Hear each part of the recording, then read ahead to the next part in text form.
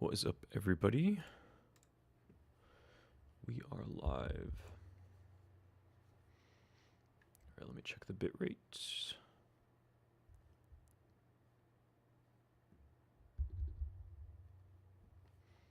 I think it's good. All right, let me share in the Discord.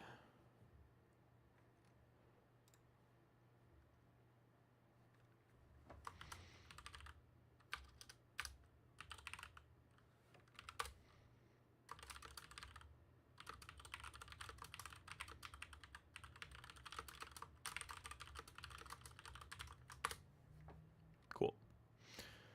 All right, so today I want to work on some Eavor stuff. What's up, Fawn? How's it going? I always say your name wrong. I want to finish up this Scythe, and I had some other things on my to-do. Oh, so the Lance needs to use the new input buffer system I made last week. But I wanted to kind of show off what I got so far. So the Scythe is feeling really good. And I had a couple ideas for what I want to add to it. But currently what it does is you have a couple slashes, and then it has this hook attack where you like stab it in and then pull enemies towards you.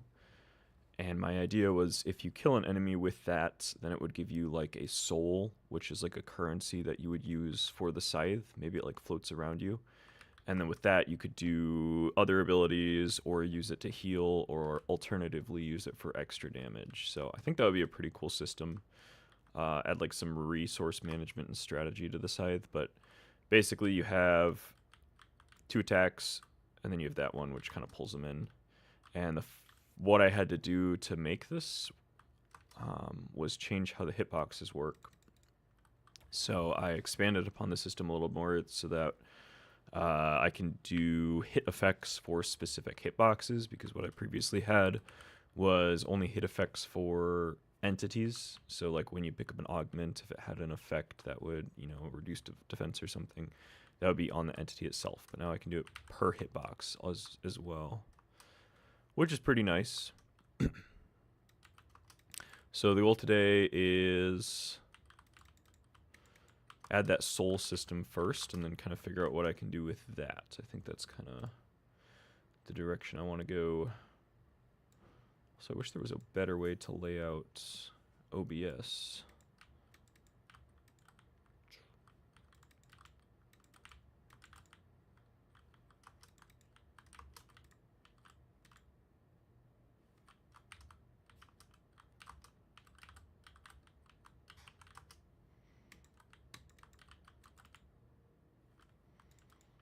I also want that to be chainable.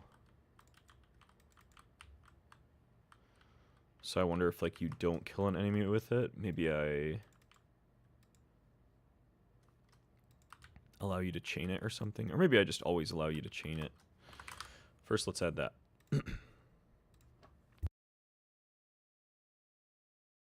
So you can't chain Scythe attacks together yet. And the way I want to do that is basically give the bountiful hook attack a reference back to the initial attack. And for that, I want to open up, well, I guess I want to open up the secondary slash. So the way the secondary slash works is it just has this chunk. And I think I can just copy this. Yeah, we should be able to copy this. So we have entered flipped animations, that's good. So when we process the state, if we are after the swing, we consume the attack input buffer, and if we're going to attack, we want to chain into an prefix Scythe. We're going to do, what is the initial slash called? Harvest swing. And then we emit, we want to go into the harvest swing states. Just like that. Cool. So now we can at least chain things back to the start. See how that looks quick.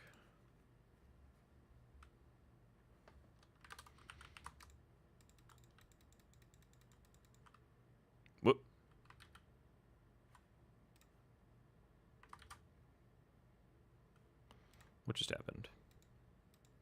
Cannot call method has marker on a null value.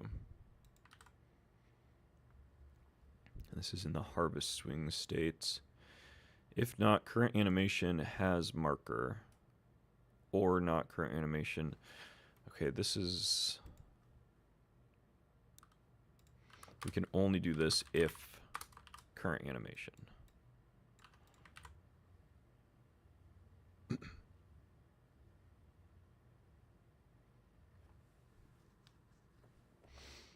Interesting. I wonder why it, wonder why there wasn't an animation when I chained into it.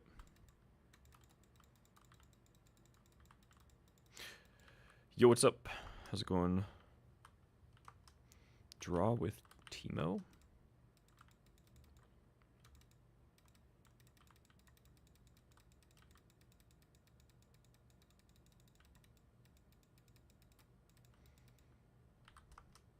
Okay. I feel like that's good. So now I kind of want to do a... I need the blocking state. That's what I'll add next. The blocking state's kind of essential. Because I want to add parrying to every weapon. Because that way all my augments aren't like specific to weapon types. So I think every weapon should have some way to parry because it's kind of like ingrained in the gameplay. Good, thanks. I'm doing all right. I'm like super tired today, but figured I'd get some work done on Eavor. I really want to finish this this weapon today. So charge attack, we have blocking. Blocking is what I want to copy from. So what I should be able to do is just add a weapon state. And we'll call this Scythe. Actually, we could just call it blocking. And then we want to aim player towards attack. Movement speed factor. I think for the greatsword, it's 0.5. So I want to keep, maybe I say 0.4. And then rotation behavior. What did I have for this? We aim the player towards the attack. Oh, we already did that. Rotate speed, 0.3. Weapon anchor. Origin anchor. Okay, so it's 0.3 and 0, which is interesting. Okay. I guess that kind of makes sense. Not really, though. So we should be able to copy from the blocking animation. So if I go to my resources, animations, greatsword, we have greatsword blocking. So I want to duplicate this to scythe blocking. Drag it in here. Then we copy the UID of it. We open up res paths. Put it in here. So we do scythe blocking, give it the UID. And then inside of the scythe base, we can say const blocking. Yeah, we'll just call it blocking. And we want to load it. So blocking equals preload, res paths, weapon animations. We're going to do scythe blocking like that. Cool. So then we see how it looks on the scythe. Make sure nothing's broken. So I want to add a new... Is this the right icon? I always forget. Yeah. Add a new animation. We're adding the scythe blocking animation.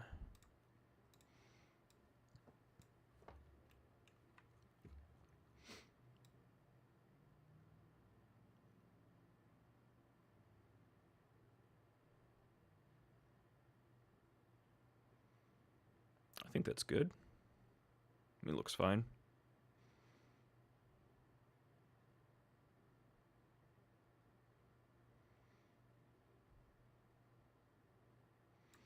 We can just say that the color yellow is kind of equal to defense or blocking in the game.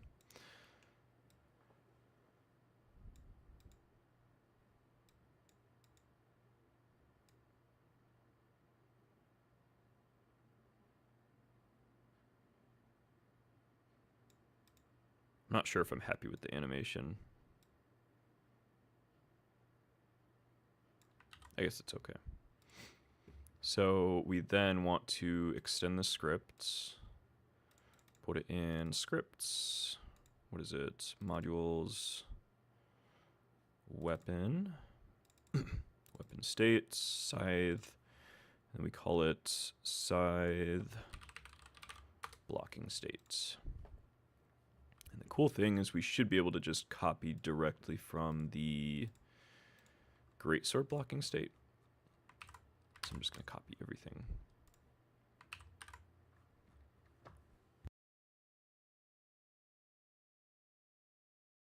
You know when you go to sneeze and you can't sneeze? That's what just happened.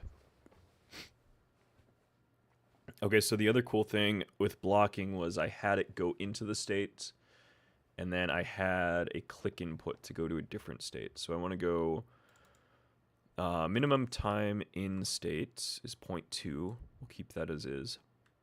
Stab attack threshold. I think let's take this out for now. We'll have idle aim state, basic slash. How am I transitioning into basic slash?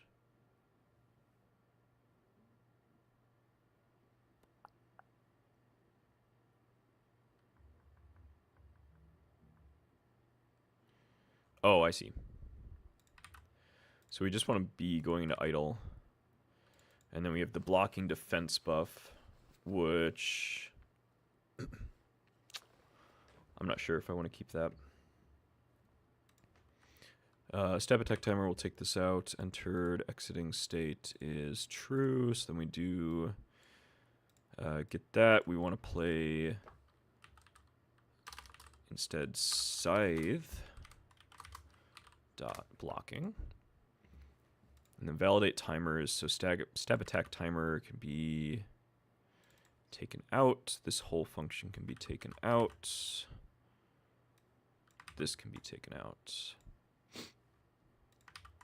Minimum time in state timer. If owner stats stamina is greater than 0, then we add the blocking debuff or defense buff. And we start parrying. And then we connect damage taken to on damage taken. And when we take damage, we figure out how much damage we took and reduce the stamina by that amount. And then if our stamina is less than 0, we remove the stat buff.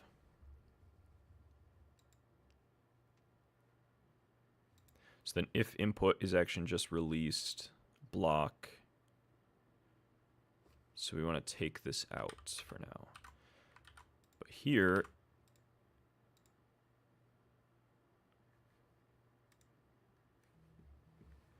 if we're not pressing block and that state is, then we play block backwards, then we exit or backwards and exit the blocking states. We also want to just remove the control labels for now.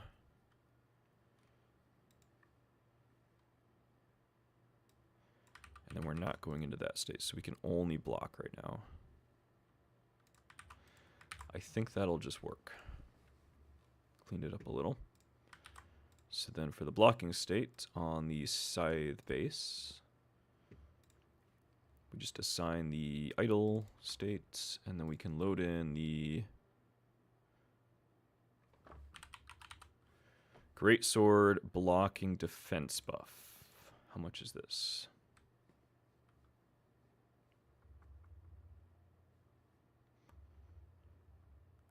I'm going to rename this to something else. So first of all, I don't think I'm using this move debuff anymore. And then I'm going to say drag this here. And then we'll rename it to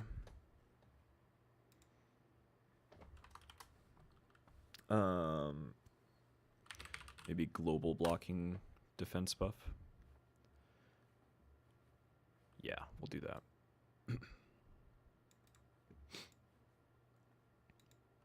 Cool. So let's try out blocking.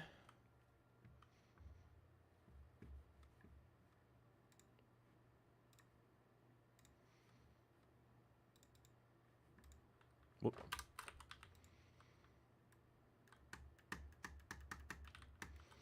We can't block. It's because I didn't put it into the idle states.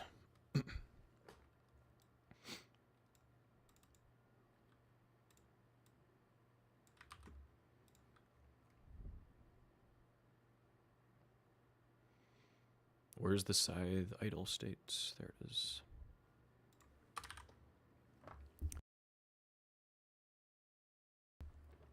And then we go to Greatsword idle aim. Copy this part, and then in the process states.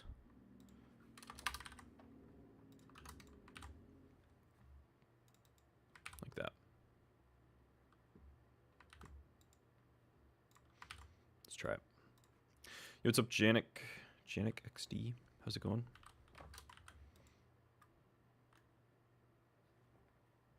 Oh, I didn't assign the reference. That's what's going on here. Idle aim needs to have a reference to blocking.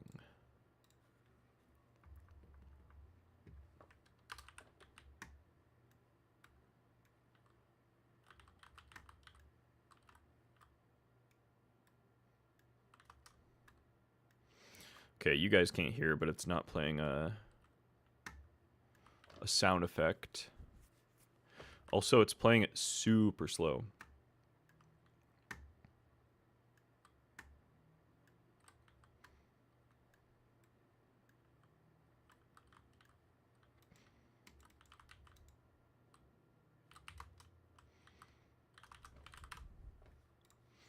So why is that?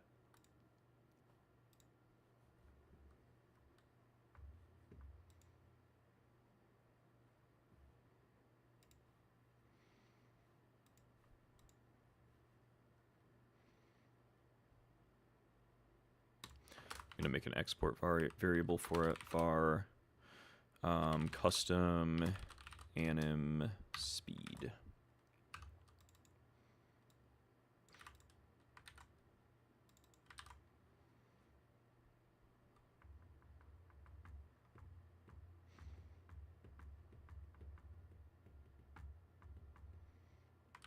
How am I handling custom anim speed for this one? We set it equal to that. And then are we doing anything on exit? No, we're not. Interesting.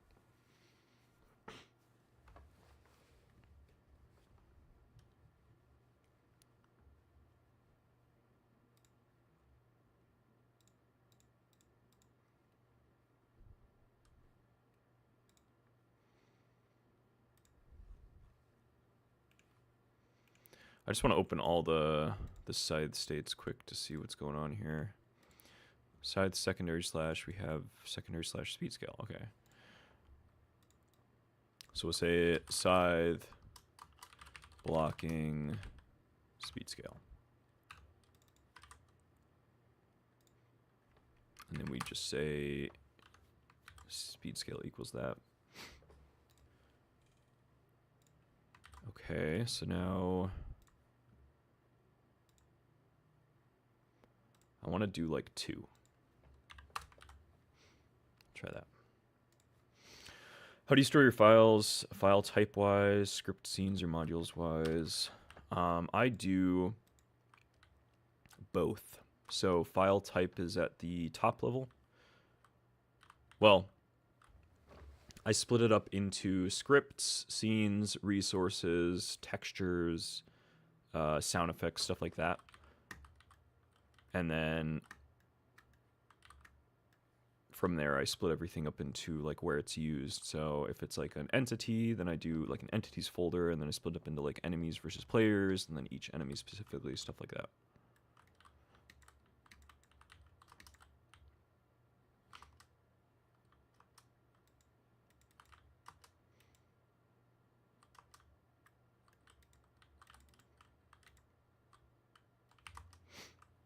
Okay, we have a little bit of combo potential going on here.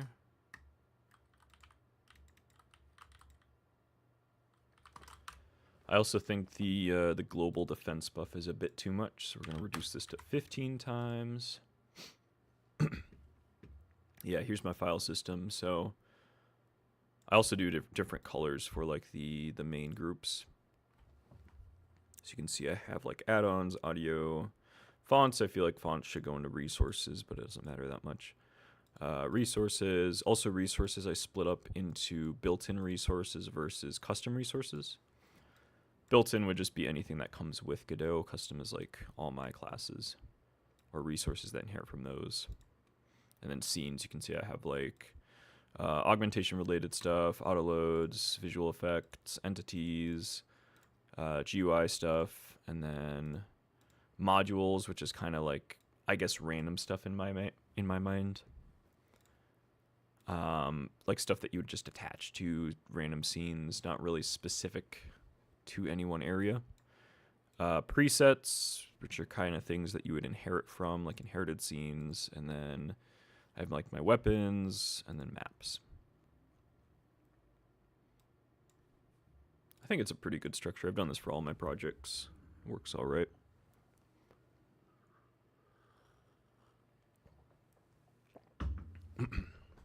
Okay, so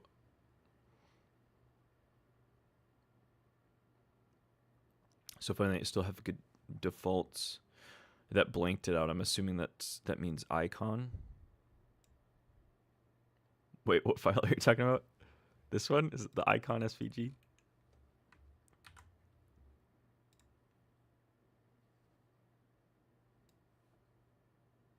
Yeah. I should take it out. Maybe I should. Maybe I just keep it in. It's a really good placeholder texture. That's what I like. Does it have any owners? Because it's the fallback for some stuff, right? Whoop. I'll take it out. I always forget to do that. Okay. You should put that in the map where players can't see it. You know what I want to put in the game though? You know the Godot 3D model. Someone made a 3D model of this guy, the Godot plush. And I want to take the 3D model, render it in pixel over like I do with my other like enemies. And then I want to have it just a super rare spawn where the Godot plush will just start like walking across the map. That would be so funny. Or like it pops out of a chest or something. But it would be like a 1 in like 100,000 chance. It would be like so rare.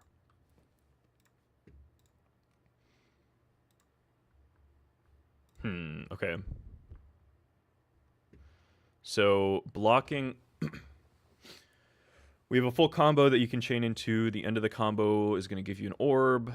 Blocking is good for parrying and defense. And then from blocking, I want you to be able to do something else.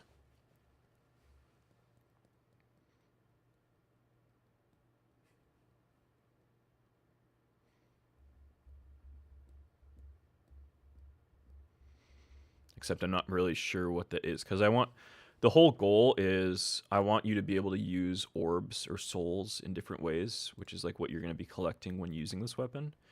I want you to be able to heal with them. I want you to be able to maybe do more damage with them. And now that I'm thinking about it, what if you could also channel them into defense or something?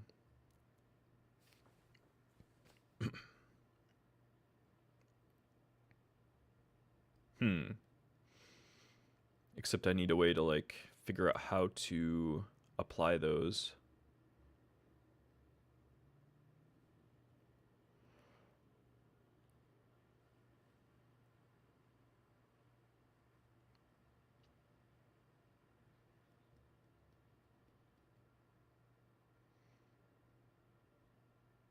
Because the only thing I can think of is like while you're blocking, because I want it to be mainly mouse controls for the weapons.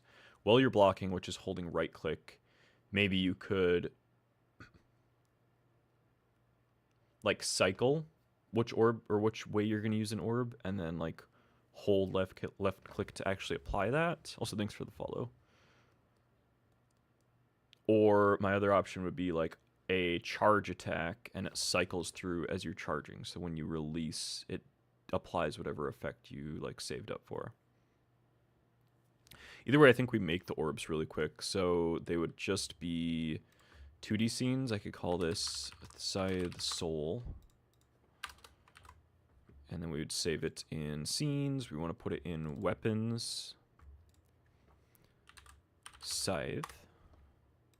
Scythe Soul. And now I'm actually going to move this so that they're in the same thing. Like this. And then we also want to make a folder for the other two just to be consistent. So we have Greatsword.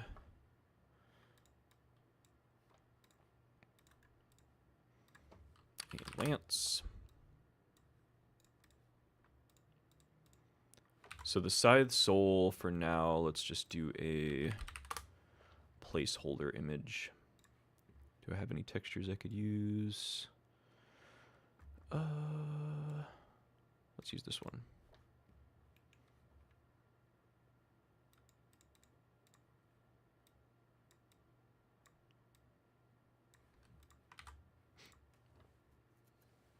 So maybe you could also choose like, well, the big thing I want is like an option here. Either damage or healing. So I want to figure that out. I don't know. Do you guys have any ideas? Like what would you do with these souls that you collect? Weapons, new weapons.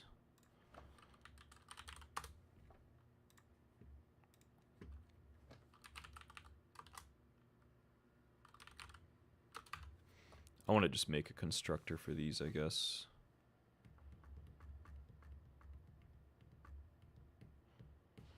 Yeah, let's do that. So we'll do func_init. We'll do enum soul type. And we'll do healing equals 0. And then we'll do damaging equals 1. And then we'll do defending. So we have, I guess, 3 types. So when you init to new soul, you would say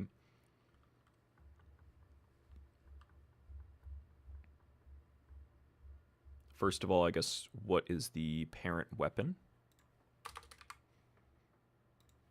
So maybe we say _owner weapon, which has to be a scythe. Then we could say soul type, which would be a soul types. Actually, I want to say soul type. And then inside of here, we need a reference to the soul scene. So I'm going to do Scythe Soul, copy UID. We'll go into resource paths, and I want to put it in where? Object scene paths, maybe?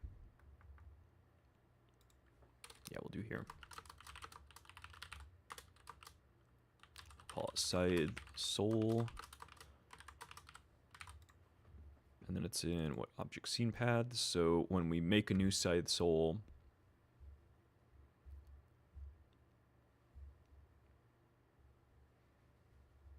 I want to load this, but I want to load it dynamically.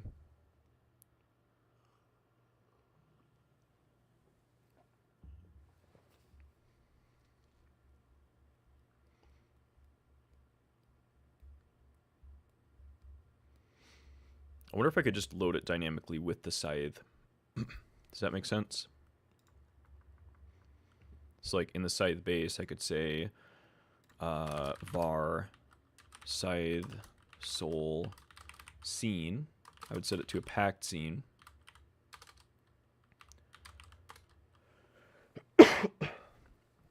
And by default, it would be null. But then I would attach a getter to it, and I'd say if not scene, then we preload. We want to preload. Actually, we just want to load res paths, and we're going to do object scene paths dot scythe soul, and then we return the scythe soul. So then that way it's attached to an object that actually exists. So then when we load, or when we create a Scythe soul, I can just say var new soul, which is a Scythe soul equals, and we're going to do underscore owner weapon dot Scythe soul scene dot instantiate. And that works. And then we set the, we have a couple variables. We have soul type, and we have the owner weapon. And then here we would just set the 2. Now,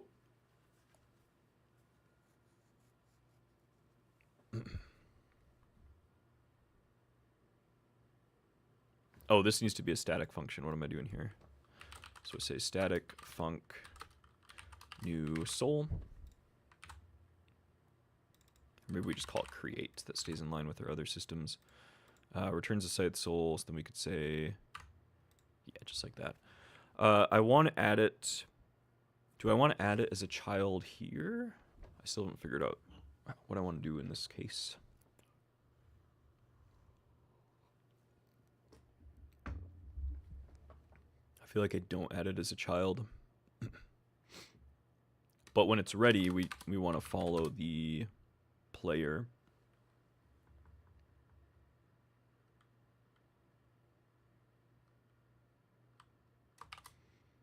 I mean, we could do this really quick. We'd say match soul type modulate equals color dot green, and then here we would say color dot red.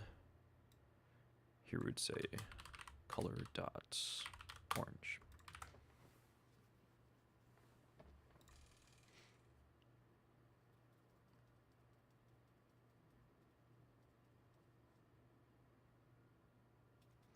Where do I want these positioned? Should they just be positioned as a child of the weapon, just moved?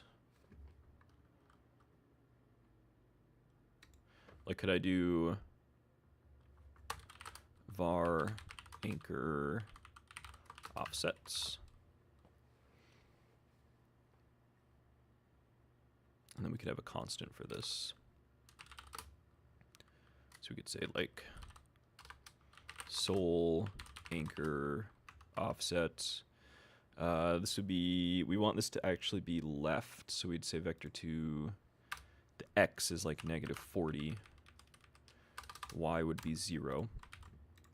I also want these to have some way that they orbit, so if you have multiple, they kind of stack up. Ooh, maybe that could be it. Maybe you switch initially, so then it only makes 1 soul ever, but then it has like a count. Maybe that could be how I do it. Either way, it's all going to be handled through this API. So when we're also ready, I guess we would say position equals anchor offset. And then on ready, we can set this to soul anchor offset.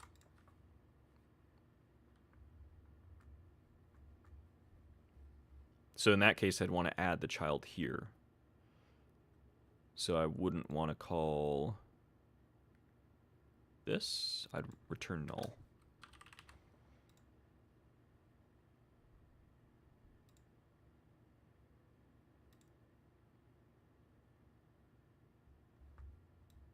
And then I could say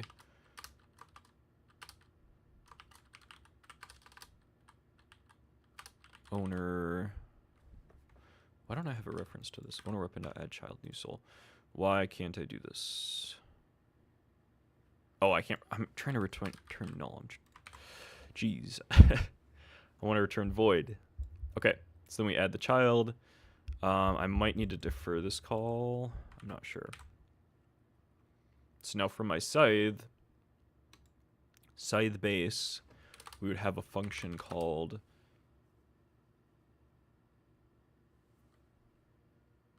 create new soul.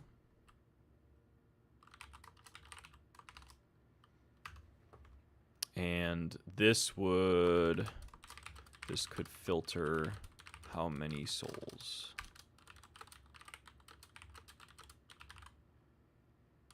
but is called from hitbox hit effect. So when we want to create a new soul, I just say scythe soul.create self, and we do a healing soul, I guess. Now, from here, we copy this name, we go into the bountiful hook state, and for the effect here, we want to trigger this on the owner weapon. Cool. So this should work. We'll see how the offset looks like.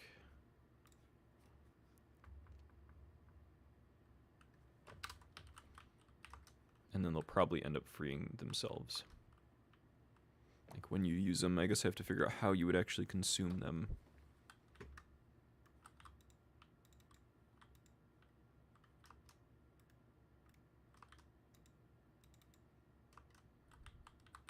So if we kill him with that, then we get a new soul. And it rotates around. And we kind of have this offset effect, which I like. So that's good.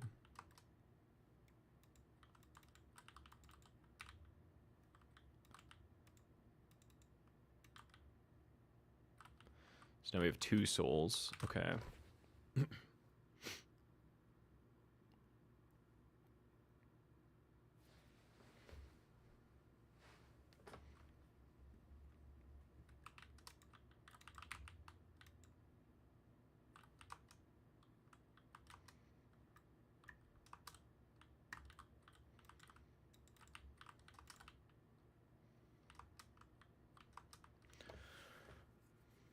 Okay.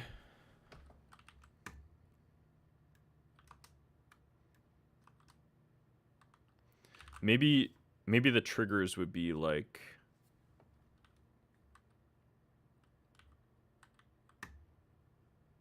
maybe if you get a parry, it turns all your souls into defense. And then you could say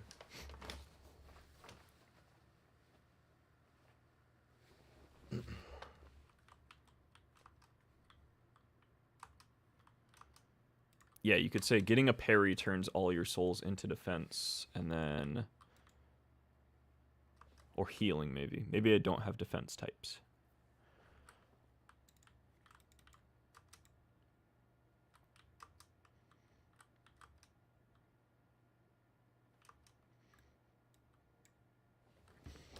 And then you would, like, consume your souls by holding block and then doing, like, a charge skill or something. And it would apply them. I think that's the way I want to do it.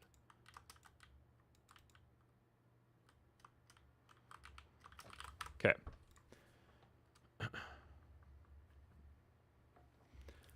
So the next thing is just going to be keeping track of how many souls you have.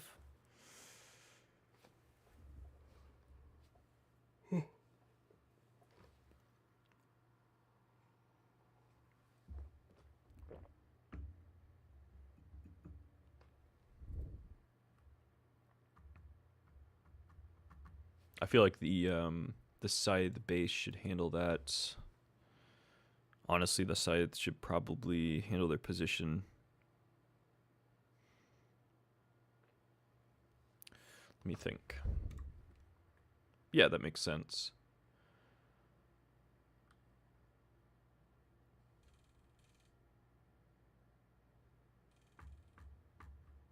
So in that case, let's do it this way. For the Scythe soul, it will actually return a reference. And then we want to return the soul. So now when we do this, we want to say var new soul equals that. And then we would say add child like that. And then the Scythe soul wouldn't directly have an anchor. So that would be a constant in here. And then we could do no anchor offset like that. We don't want defending as a type. We just want damaging or healing. Now when we create this as well, we want to have a variable that holds the active souls.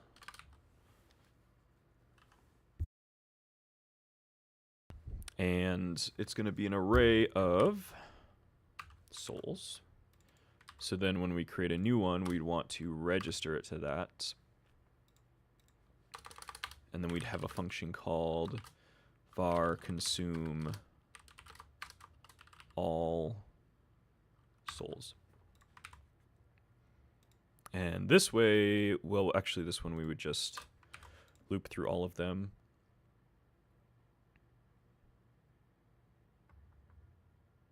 Loop through all of them and call a consume function. And then we want to have the, well, I guess we don't need a reference to the owner up in here because it's going to be holding all of that information. So here we could just say await get tree dot create timer 1.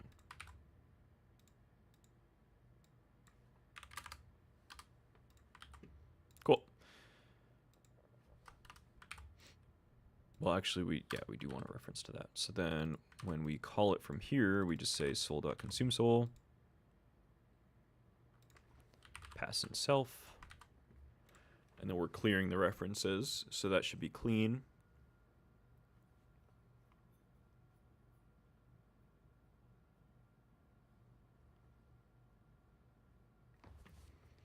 And then we would just say, like, have a maximum amount of souls you can have.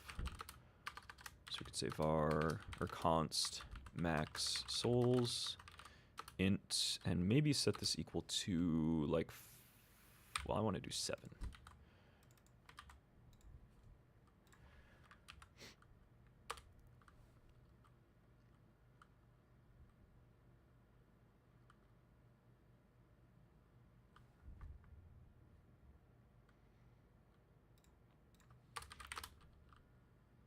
I guess I don't need a variable with a getter here.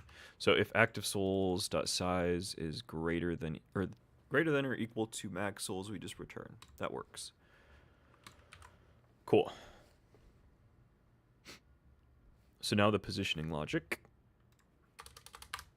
in the physics process function, we want to say, well, actually, I could copy this from the Haunted Hatchet, no?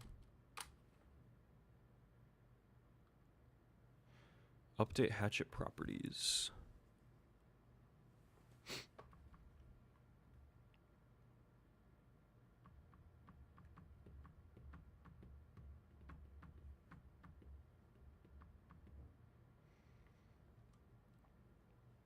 I kind of want to just copy this function. So we're looping through hatchet and all hatchets. We have a loop counter. Total hatchets. Okay, I'm copying this function because this is cool. So what this function does is it updates an array of things to, like, rotate around a center evenly, which is kind of fun. So we could say, rename this to underscore update soul positions. And then I don't know how I'm using the distance.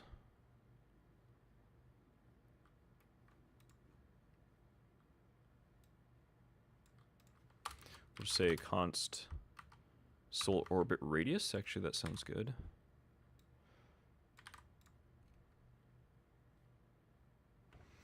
So we get owner entity. We don't really need owner entity.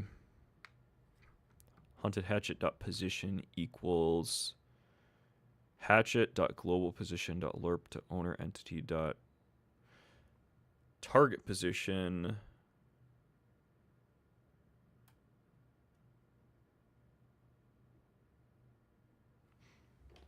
Yeah, here we could just say hatchet.globalPosition equals their current global position, and then we lerp it from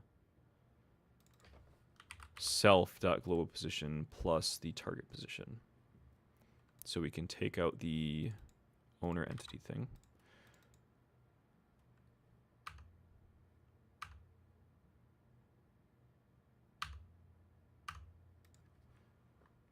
And then we want to say total souls is equal to active souls.size, loop counter. If not instance is valid soul, then we continue. Offset position equals left.rotated, loop counter divided by, times 360 divided by total souls, plus additional rot times distance. So what's the issue here? Additional rots. How was I using that here? Oh, we don't need additional rot.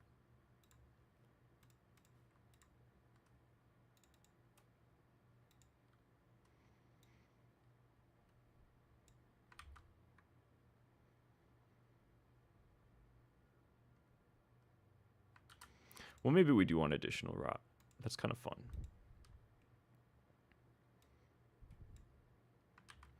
So additional rotation, it would just always be increasing. So we'll just additional rot equals delta, or plus equals delta. And then we could have the variable like this. I think this will look good.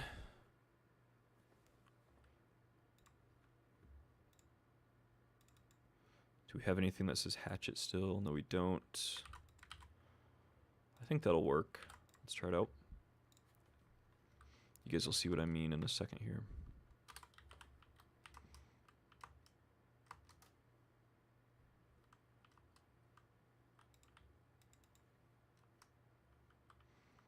So like if I kill this,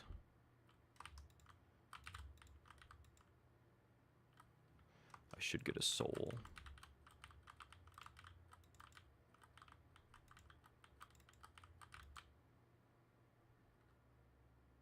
I did not get a soul. Okay, what's going on? We crashed. Invalid assignment of property queue target position with value. Oh, I see. Soul.target position equals offset position. So couldn't we just say this is offset position?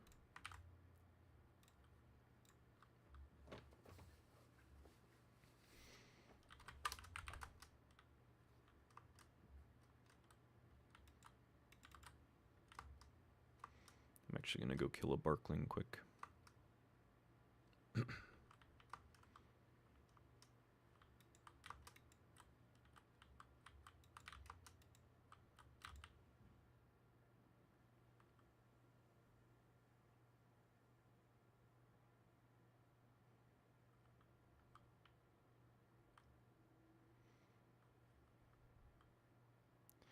Okay, well, something's not right with the math.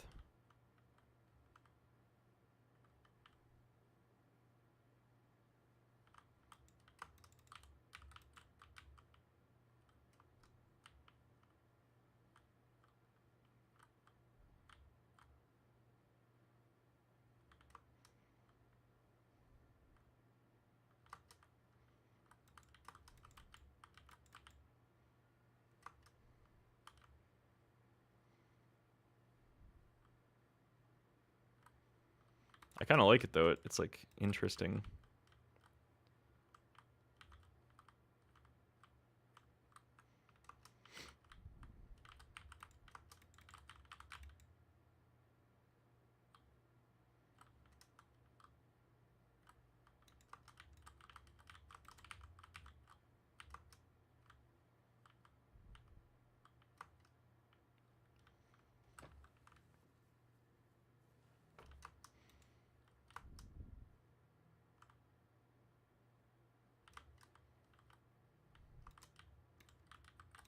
So then our maximum amount of souls would be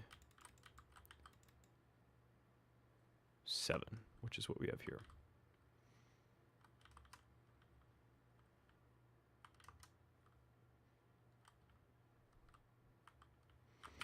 So I do want to anchor them behind him a little. So I'm going to say orbit radius is 25. And then we want to say global position equals lerp self global position plus... No, we'll say global position equals...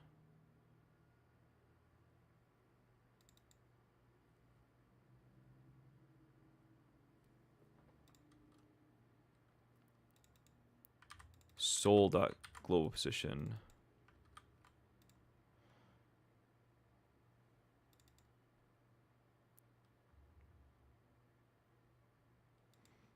that makes more sense.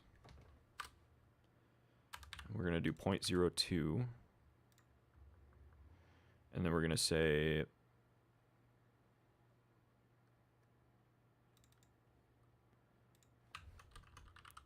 offset position plus equals anchor offset. That'll make sense.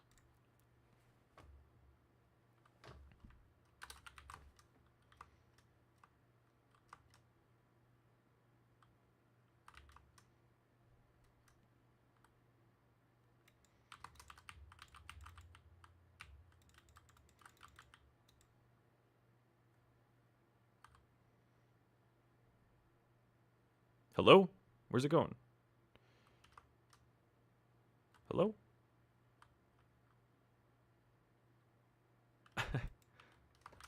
That did not make sense. Okay, let's see. What are we doing here even?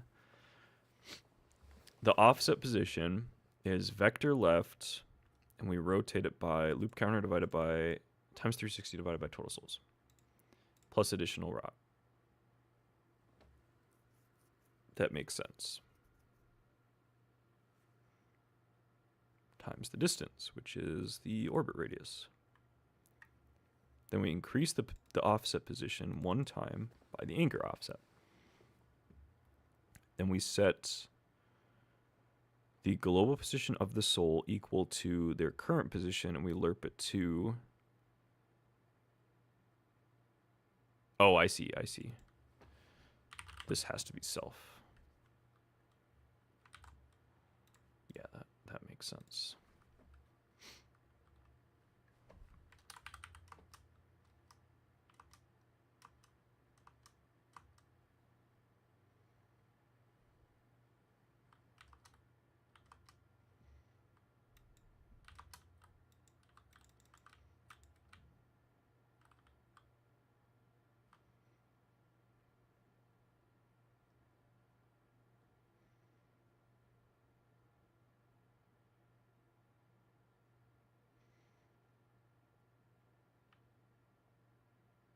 Shouldn't it be moving?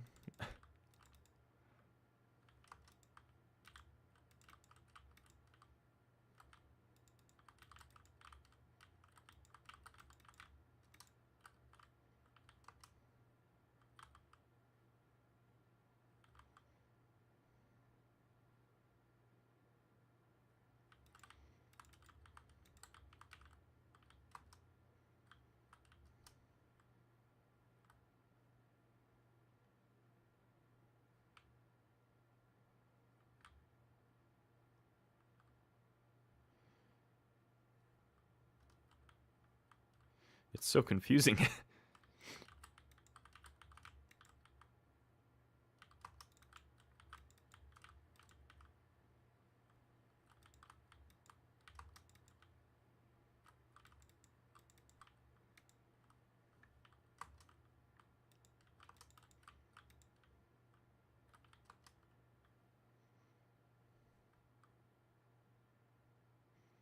They're always like anchoring.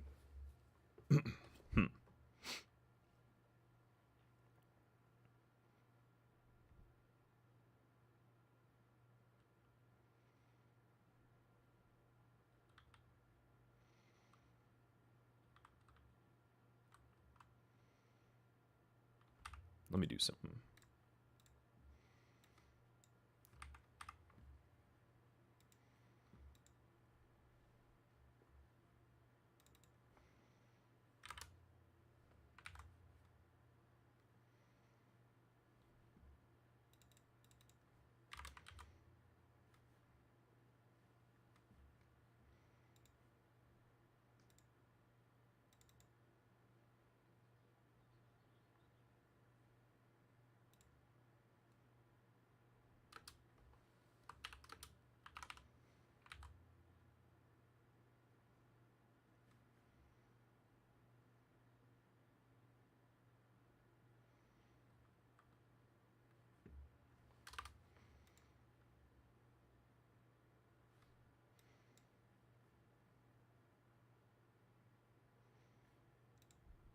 I have it up on the right. I'm trying to like debug this live.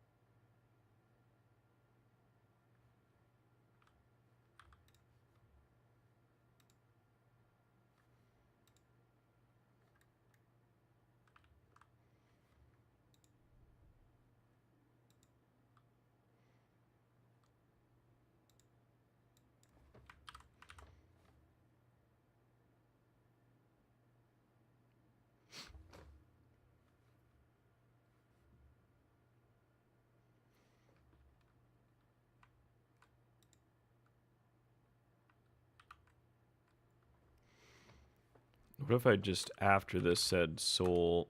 I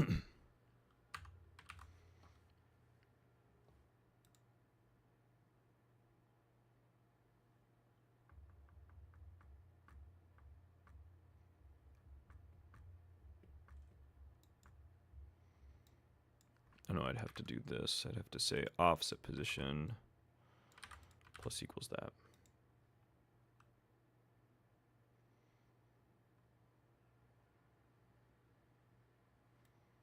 Yeah, that's what I wanted. And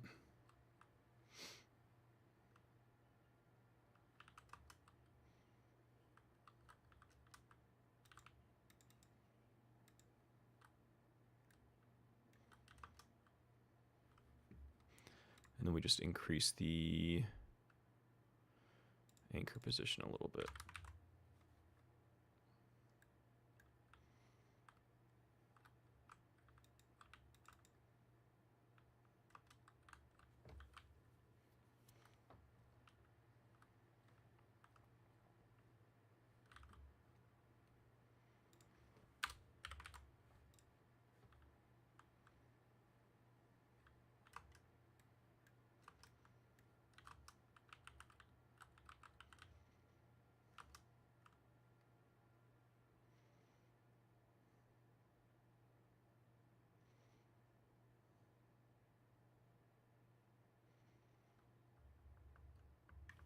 I wonder if I could also have their Z index a little less. Here's what I'm looking at.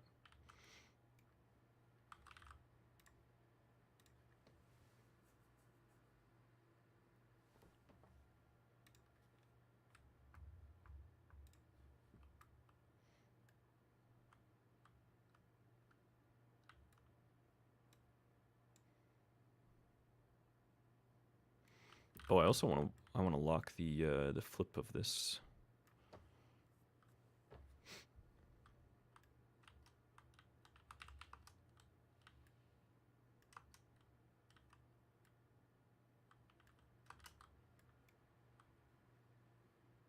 I think that's okay. That's kind of what I was going for. So next thing is using the souls.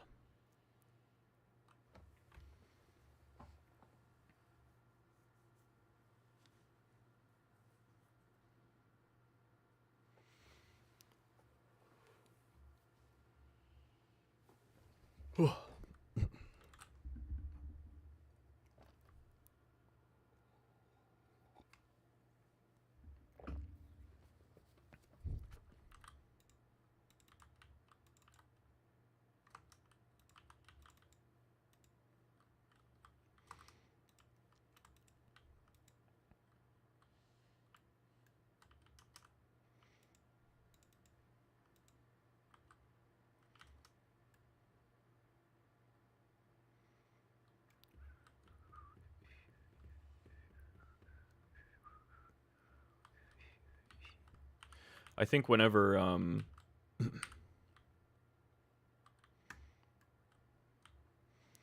maybe whenever you kill an enemy, it changes your soul types to attack types. And maybe whenever you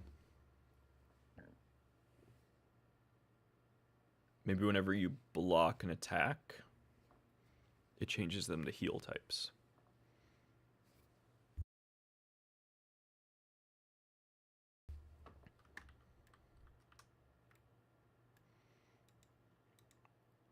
So let's do that. First of all, for the Scythe base, what I can do is for the blocking, I don't want it to flip the sprite when you rotate around the sign. So I can say lock flipped anim value. And then let's push this quick because I don't want to lose my progress.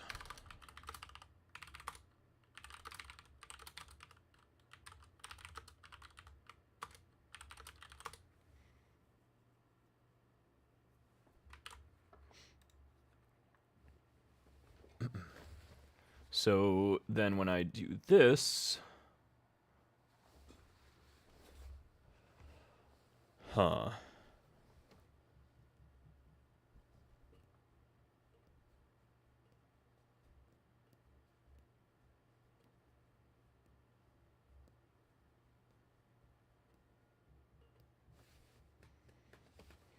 maybe I do like function set souls type, and then we give it a soul type. We just do that. So then what I can do is from the bountiful hook,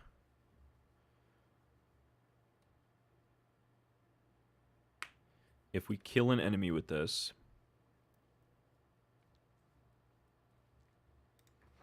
we want to set all the soul types. So we want to say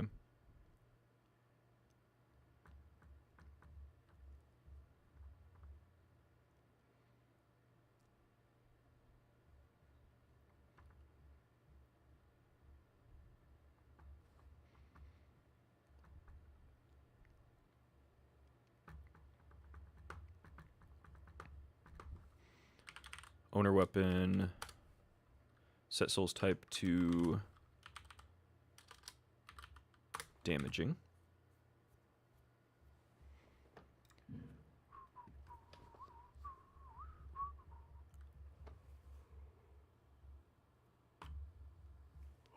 And then when we create a soul here, we're going to create it with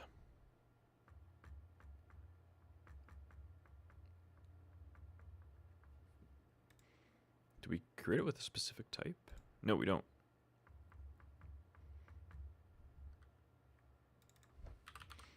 I mean, whenever we create a soul, it's going to be damaging.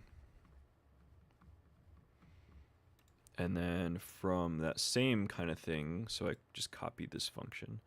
Whenever I end up blocking and we take damage, or we parry,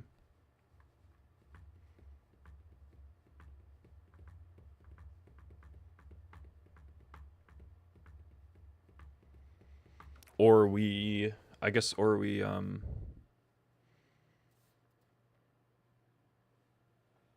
or we parry, yeah. So do I have a signal for that?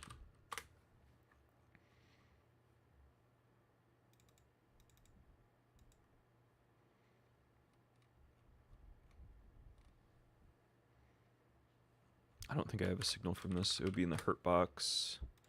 If we're parrying, yeah, we need to make a signal for that. So I could say signal entity parried. And then from the hurt box, if we get a parry,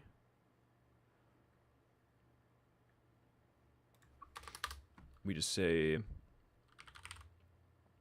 owner entity dot entity parry dot emits. Now we can connect to this from the blocking state. So I can say func on damaged or parried. We'd want to say owner weapon dot, I'll do a variable for this. Say var owner scythe, whoops, And then we'll say owner scythe dot set all, what is it called? Set souls type to healing. Then we just make the connection here. So when we connect signals, I just say owner entity dot entity parried connect, and then we do owner entity dot stats dot damage taken dot connect, and we want to say dot unbind 1. Cool. And then we just do the same thing here when we disconnect them. So I want to say here, yeah, disconnect. And then we can take out unbind. We don't need that. I think that'll work. So we set the healing types. Now the only thing I want to check is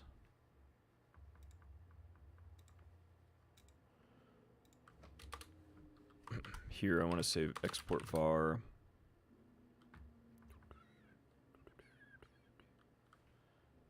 We'll say soul type colors, which is going to be a dictionary where the keys, yeah, just like this.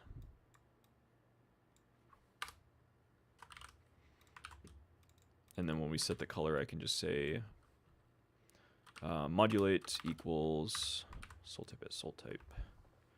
And then what I can do is actually figure out what kinds of colors we need here.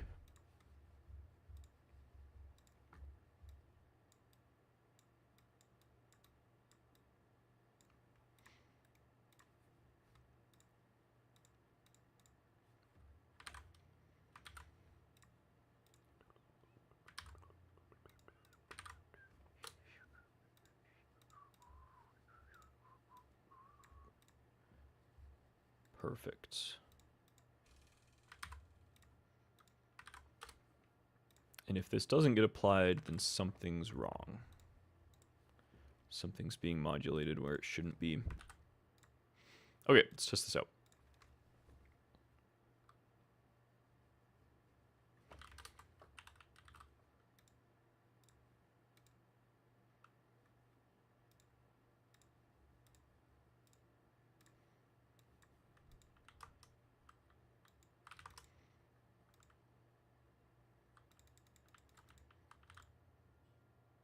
Whoops.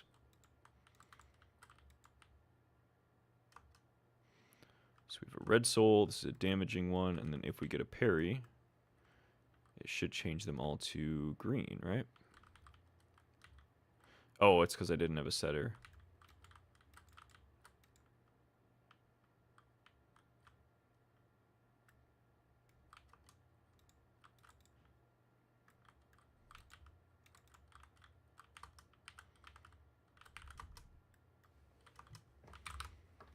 Let's put a setter on it.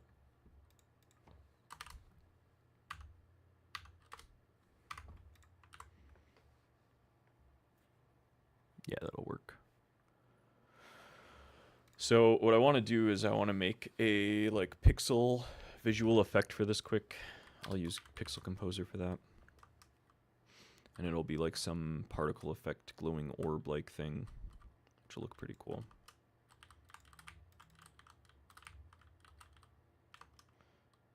Cool, so we have a red one.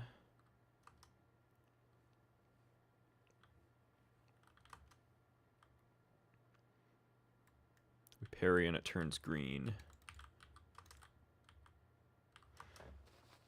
Cool.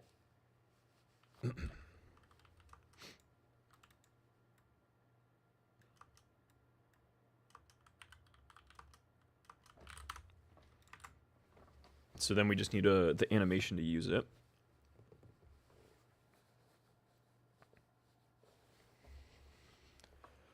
So I'm trying to think of like an animation that would look good.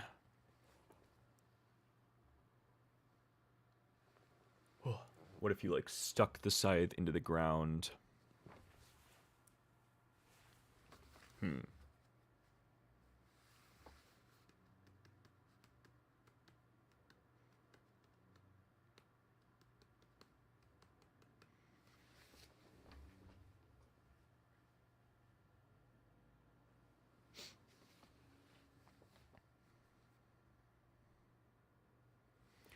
Or maybe they would just be like, maybe they would just be timed. Like you wouldn't have to activate them. I mean, that would be easier to implement and it would be more fun and make more sense. Like, what if they're just active? I kind of like that idea.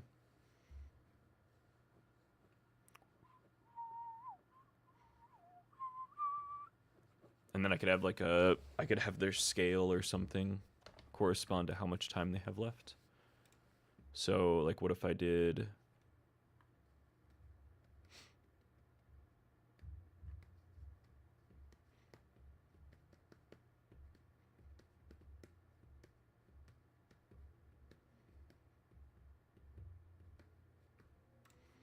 in the Scythe base,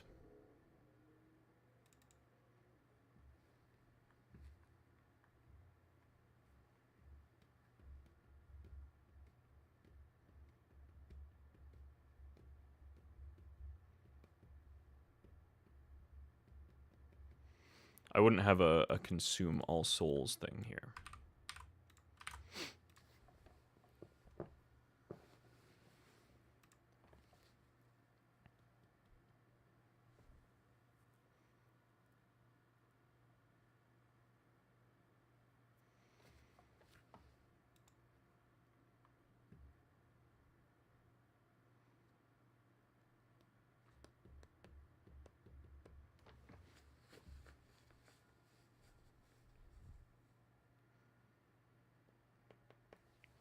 Couldn't I just have, like, maybe I just did a function called register soul.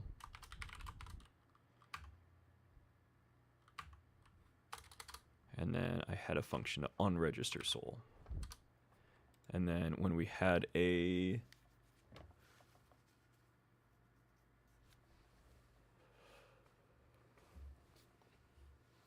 because we manually add them as a child.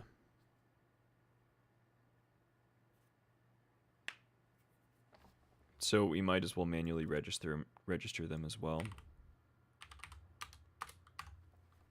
But then for unregistering them, we would do that through the Scythe soul itself.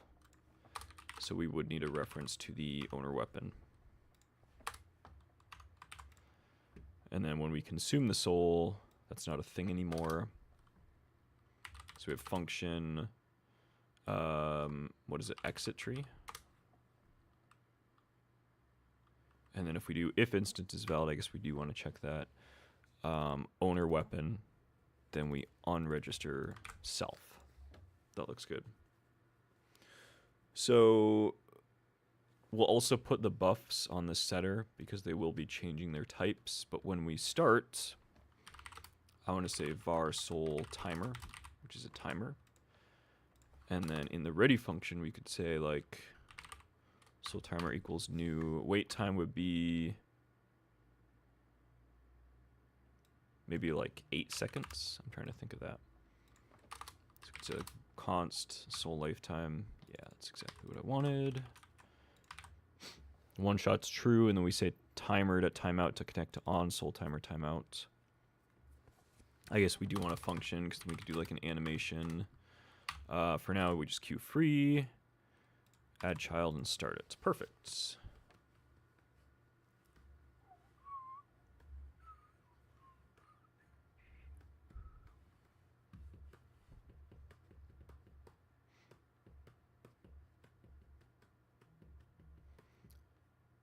And then we could say maybe a function for updating the soul. I feel like that makes sense.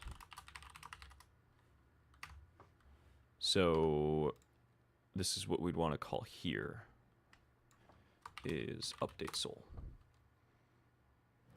which would just put this here. We'd also call update in the ready function, and then what we could do is say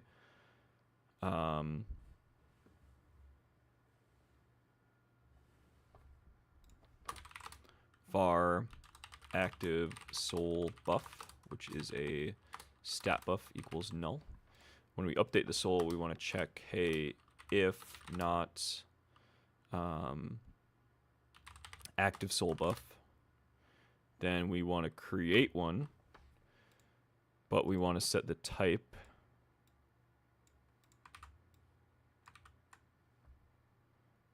So we have stats components, buffable stats. We want to set the type, the value.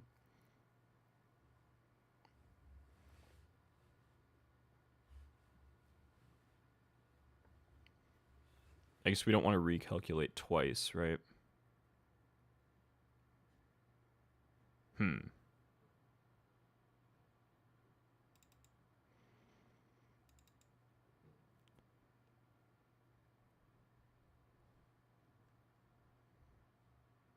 That's okay. We'll recalculate twice. So active soul buff equals stat buff dot new. We're gonna buff the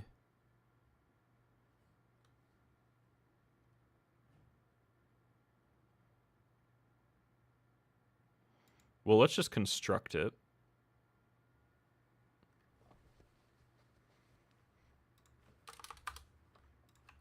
And then we'll have a variable for just created. Bool equals false. Now when we make a stat buff, we say just created equals true. Then we match the soul type. If it's healing, then we would set active soul buff. And then I need to go to the stat buff class because I forget how this works. So we want buff type equals stat buff dot buff type dot multiply. Whoops. And then we also need, where's my stat buff class? Buff type, buff value, and stat. Oh, we need amount multiplier, that's what it is. So then we say active soul buff dot amount multiplier equals 0.1. And then we say active soul buff dot stat equals stats component dot buffable stats dot. Oh, well, this would actually want us to do healing.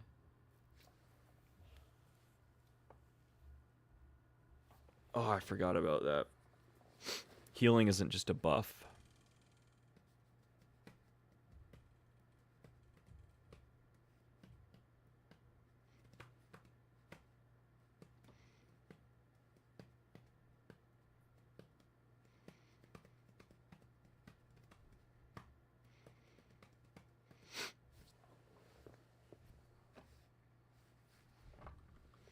So I guess we're gonna do damage.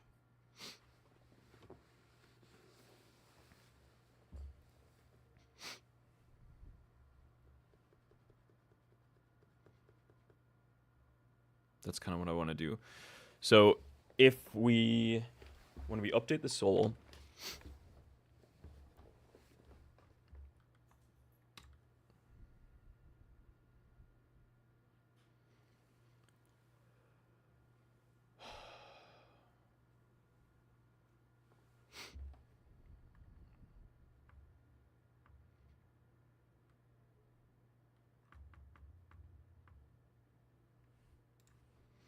I want to do damaging. So we'll get 10% extra damage.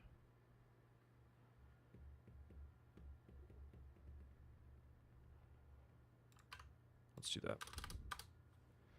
So we do owner weapon, owner entity, stats component, add stat buff, active soul buff. Now, if we update to damaging again, what would happen? Just created as false.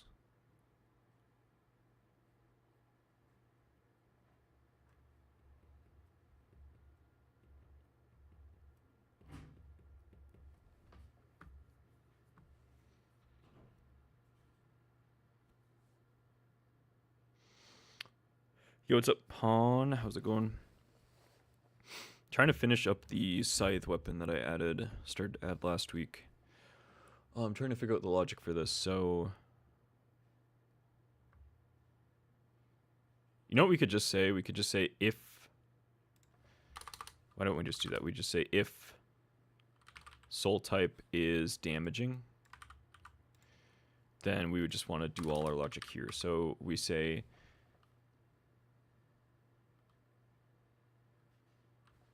Well, actually, we'll do an if else. That makes more sense. If soul type, whoops, equals soul type dot damaging, then we'll say we verify it. So we say the active soul buff equals stat buff dot new. We set just created like this, and then if it was just created,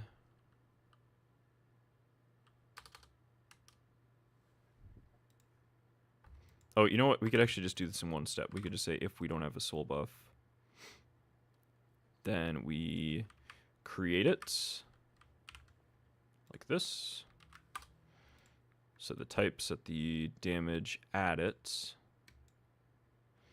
And then we would just put the else here. So if we're not doing the damage type, then we say if active soul buff, we remove the stat buff, and then we set it to null.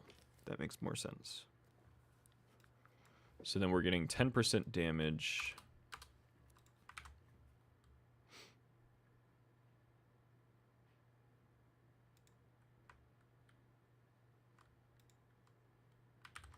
Why is unregistered soul not working?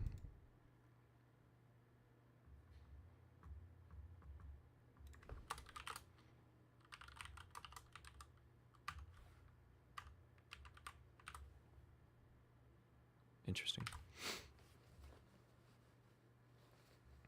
Yeah, that makes sense. So then the last thing is healing when you take damage, which is like vamp, I guess. That would be an effect.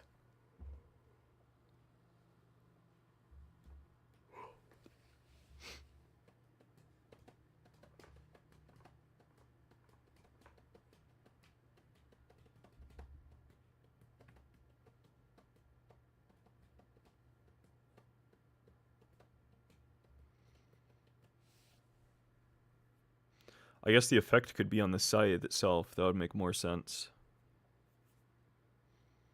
That would actually work really well.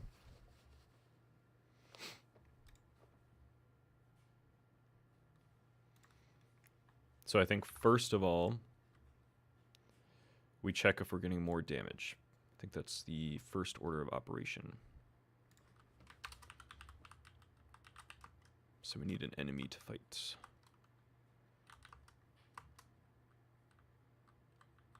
You know, I'm actually gonna, in this map, I'm actually just gonna spawn a bunch of enemies. And are we clearing?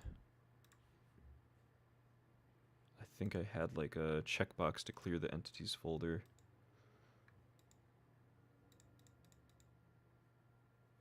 I'm not sure if I still have that. We'll just instantiate a bunch of Barklings.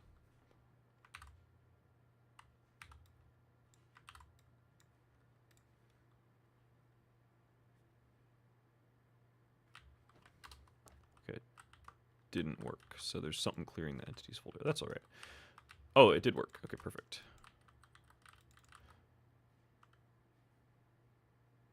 Invalid access to property or key owner entity in nil.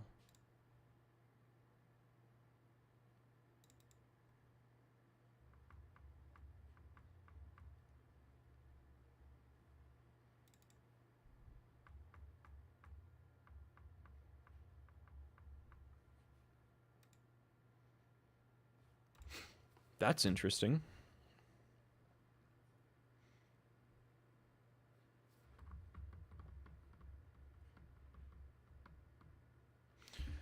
So it's not set at that point when we update the soul.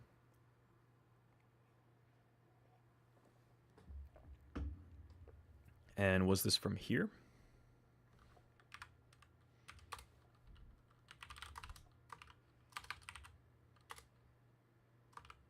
Updating soul from ready. We're going to print this.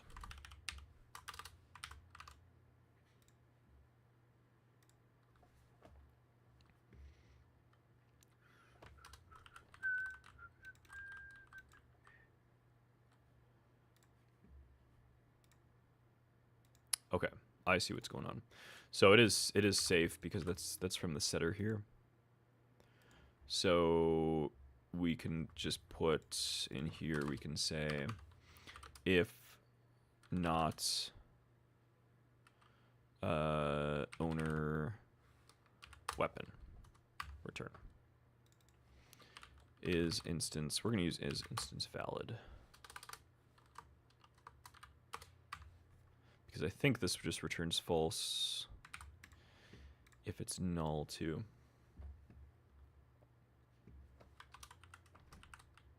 Oops, I need the scythe. Oh my gosh, let me pick it up.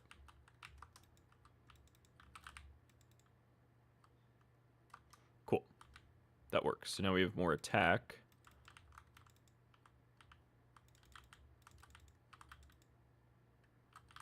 Yes, now we're dealing a lot more damage. So if you kill a lot of enemies, you get a ton of damage, I guess. That's how it works.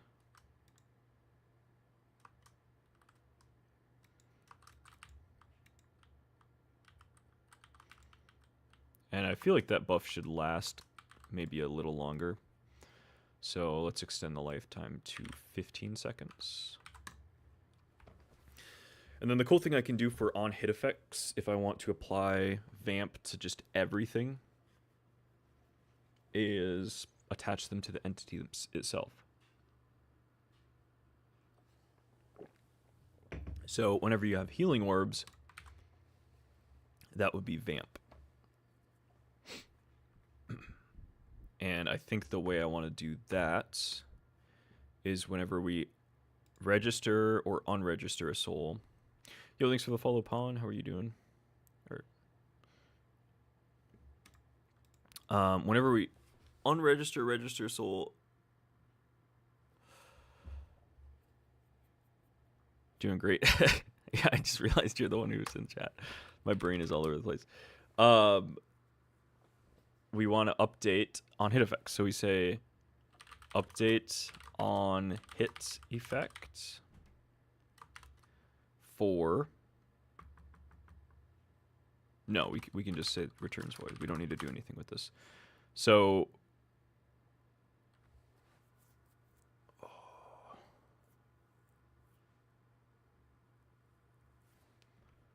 we'll make a new hit effect here. So we'll say func scythe vamp hit effect.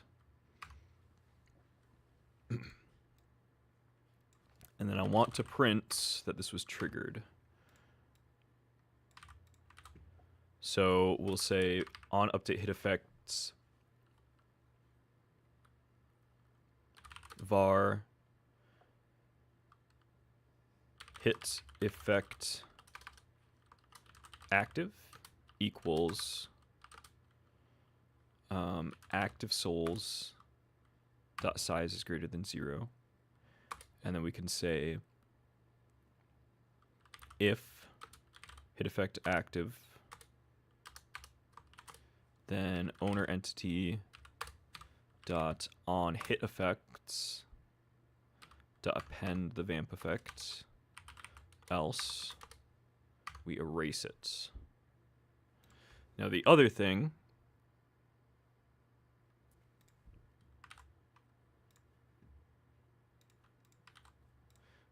what is going on here?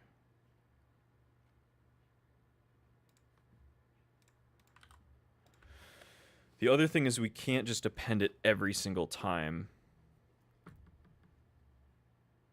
So when we update on hit effects, we only want to append it. This will just do it no matter what. We only want to append it if not hit effects has the vamp effect. Okay, that makes sense.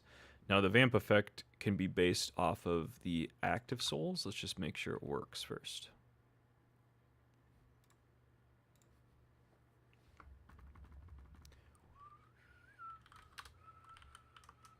So we get a Parian, and then we should have a vamp effect. Yeah.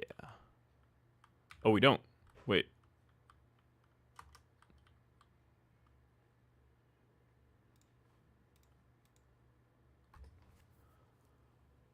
Oh, I'm not calling it. I'm stupid. So we could say register soul and unregister soul. Just update on hit effect.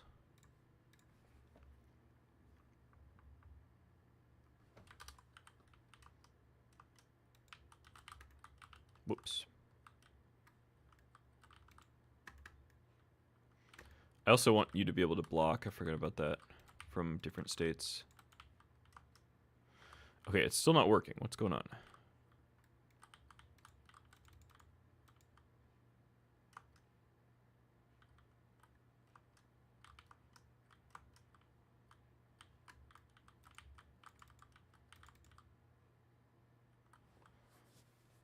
Okay, now the vamp effect was triggered. Did I not have a block active?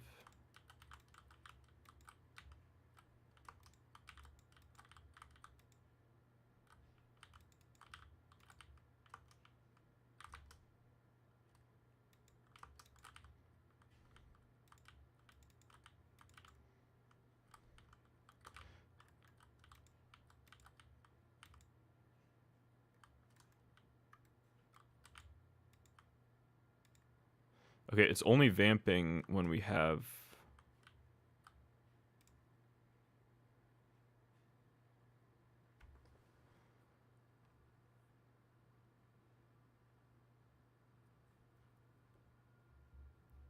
Oh, I'm doing this timing wise. It's a timing thing. I see what's going on. There we go.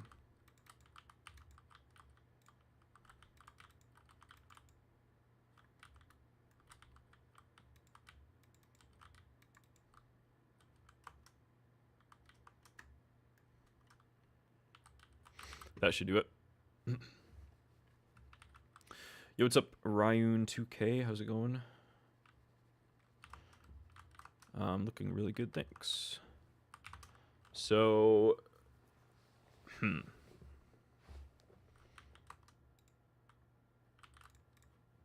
mean, the vamp effect is there. This could just directly heal the entity based on...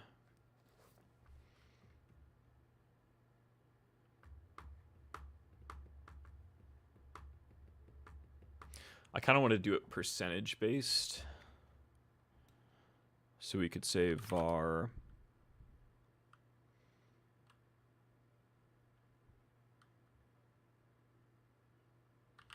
owner max health equals owner.stats component, and we want to do current max health.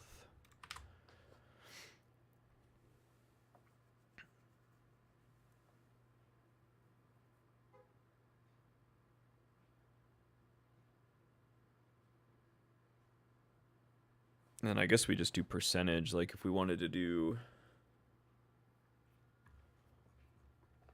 maybe a new constant here, we could say var soul heal percent per stack. And if we have 7, 7's like the max, and I feel like that should heal a lot because that's hard to get. So maybe we do 10% per stack. So then we could say max health, we could say var heal amount equals max health times percent per stack. And then we would multiply percent per stack times the active soul size. And then we could say owner entity dot stats dot, is there a heal? There is a heal function. The amount would be the heal amount. Cool. Oh, heal amount needs to be a...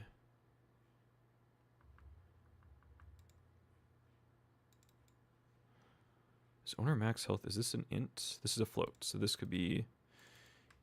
Oh, why is heal amount at int? That's weird. That's okay. Let's just round it.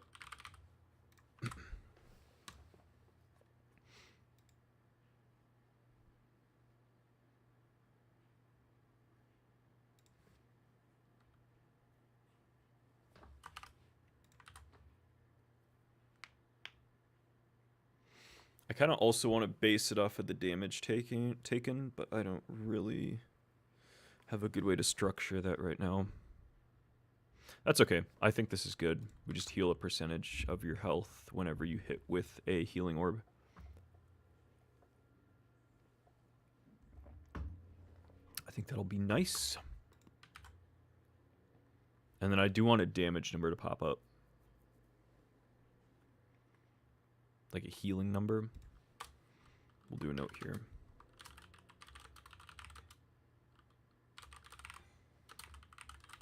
Yeah, that works. Effect.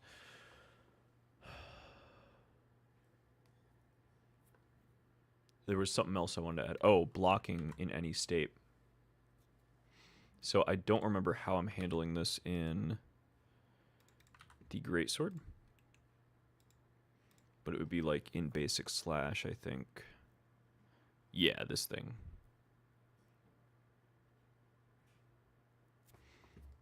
We would just want to be able to go into block from any state. So our scythe, we go harvest swing. You can go directly into block from process.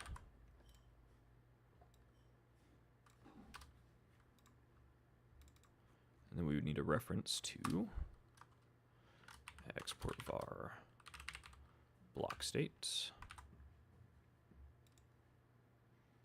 We'll just copy this chunk. Now in the secondary slash, we do the same thing.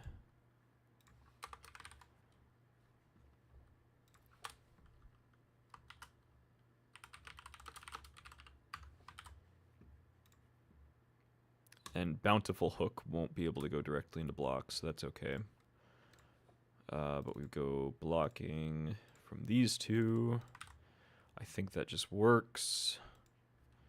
The only thing I would do is now change how the controls look.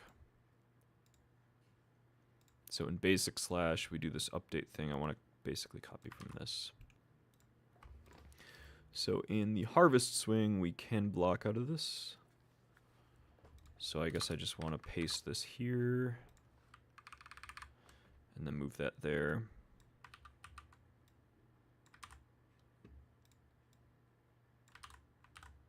And then the secondary slash is the same thing.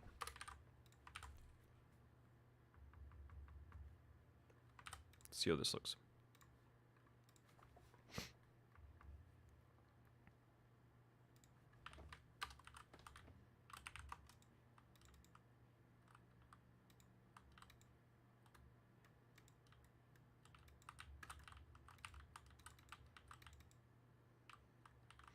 So we got a soul.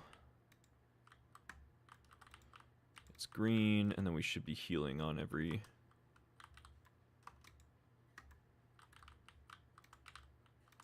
Yeah, we're healing when we... Now that is pretty good. So I feel like you should heal a little bit less.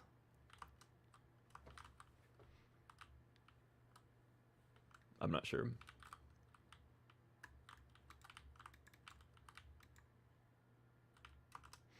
But the scythe is really good for groups of enemies, it's looking like. Let's reduce the healing a little. I'm going to say 5% per stack.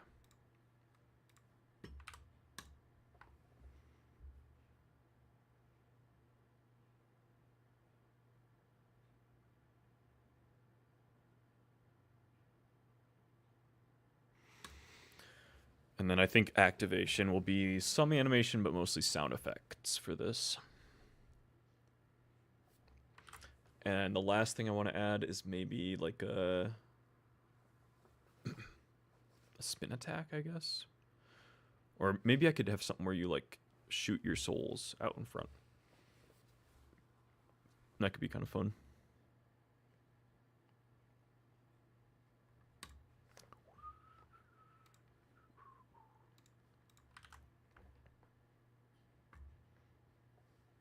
So let's work on the effect next.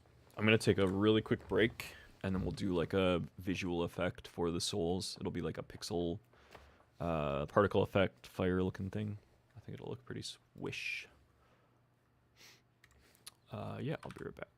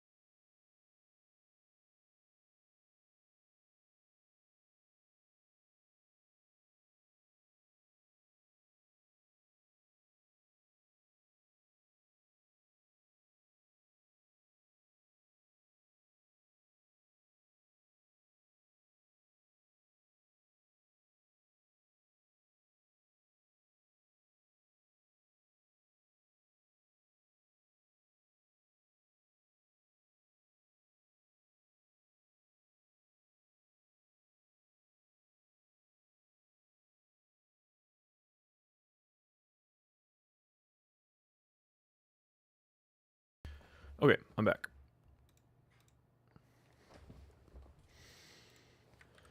All right, let's get this Scythe orb made. So I kind of want to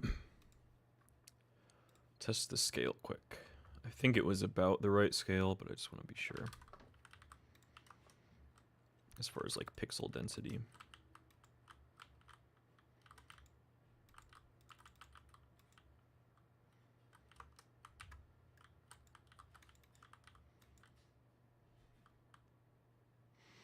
Yeah, I feel like about there is probably fine.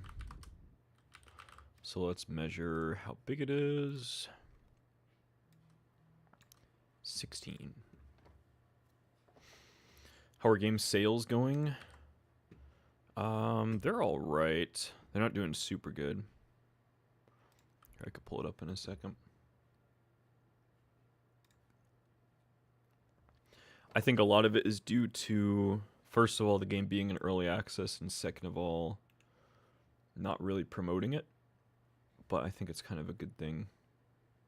Yeah, I haven't gotten any sales in a few days, so we're still at 80.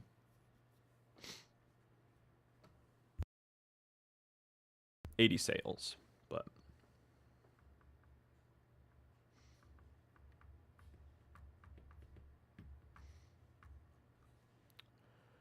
yep. So I think I need to promote the game more, but I want to fix first all the things that people wanted me to balance, because I think that's the most important. How to get a link to it? Microphone has a touch sensor for muting. Yes, it does. The link is in the description. Actually, you're on Twitch. Just search Eavor. Eavor on Steam. EAVOR. It's also the label here.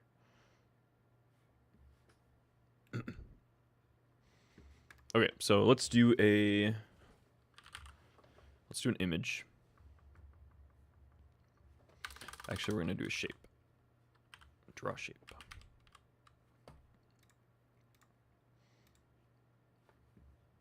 What'd I say? 16 by 16?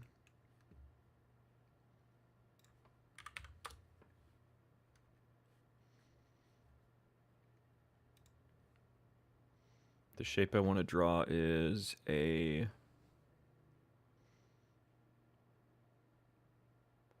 Let's do a rounded cross. And we're going to do particles. Put this in the particle sprite.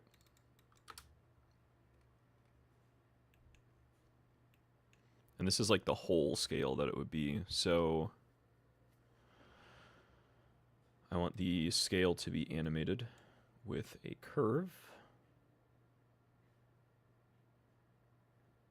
Actually, how do I do a curve? There we go.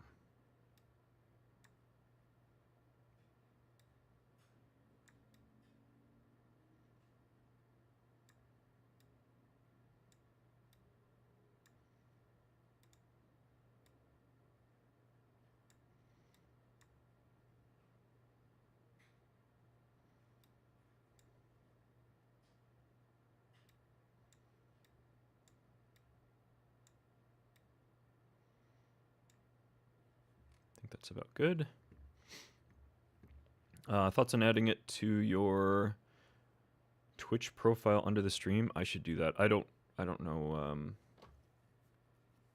I haven't set up much of Twitch stuff, so I need to do that. You can probably embed like the HTML or whatever into it, right? Okay, spawn area.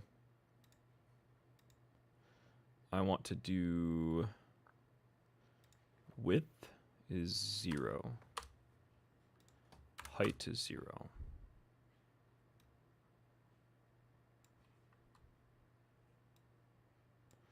But we'll do something like that.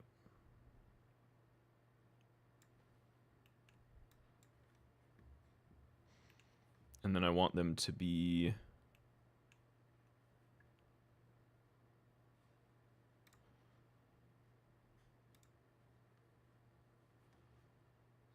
maybe a little bit of a spawn lifespan reduction. So we'll do Something like that.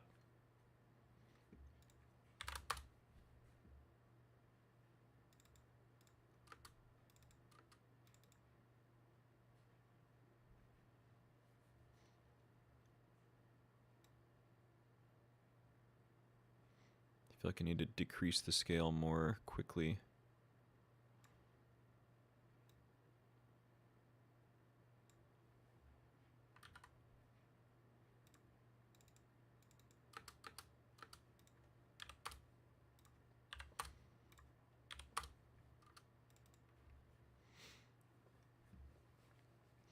You can have a text or image panel and it can link to the game. Oh, okay, sweet. Okay, so let's do rotation.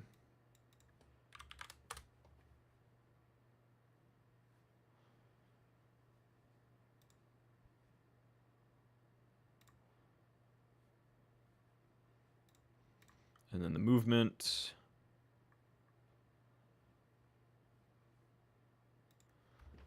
Well, actually, could I have... I want a little bit more control over like where they go. There's like the initial rotation, right? Where's that?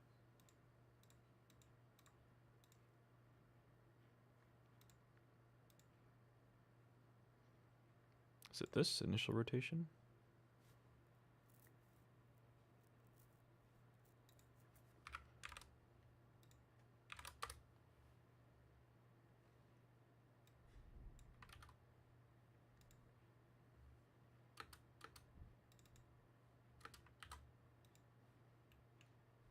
Oh, I should probably save this.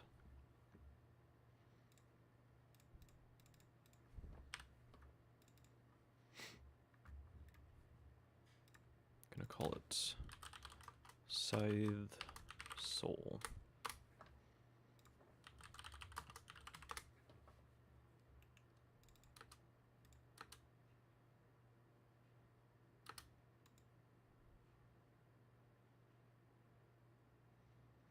I also have to reload it because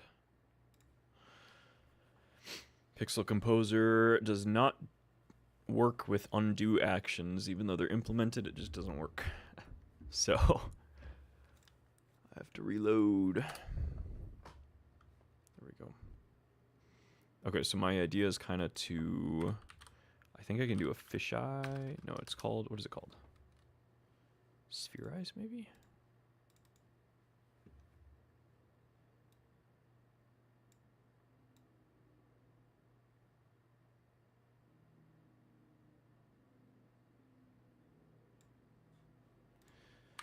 I really want to change the movement of the particles, but for some reason the movement is just gone, right? Oh, we have follow path here. Yeah, let's do follow path.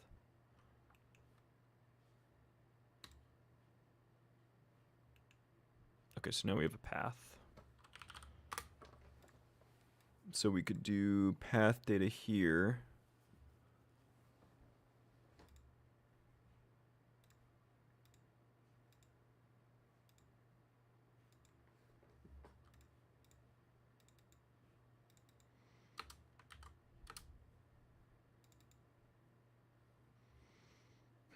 I guess it just doesn't work.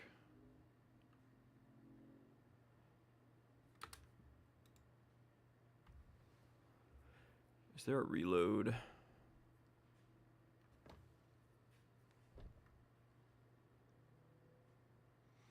there's no reload.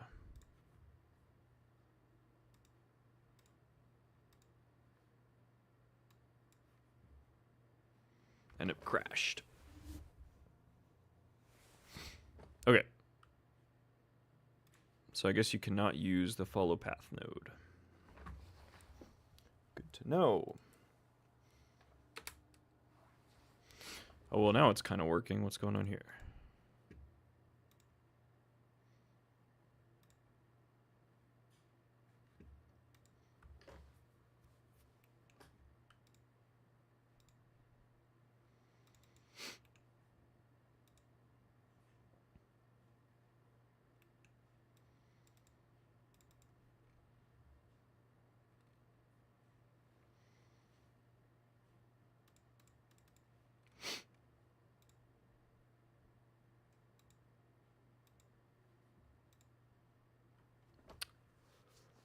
Interesting.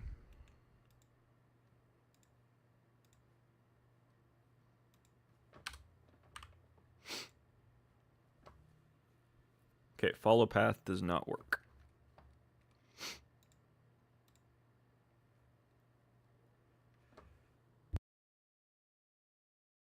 Oh my gosh, I keep having to sneeze and I can't sneeze.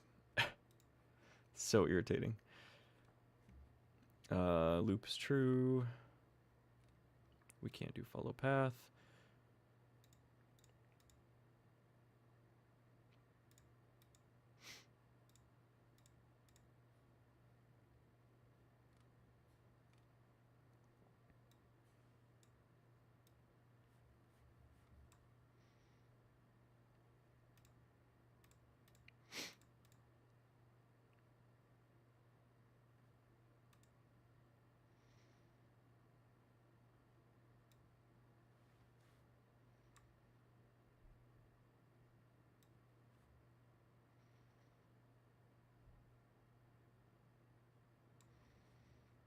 Okay, kind of like this.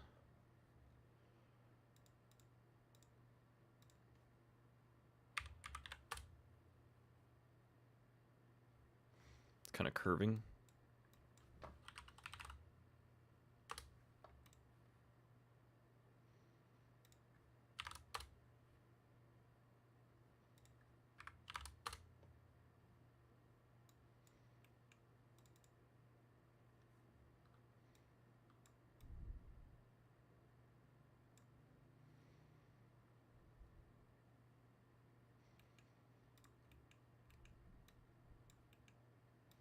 And then I think there's a, what, like a fluffify node or something like that?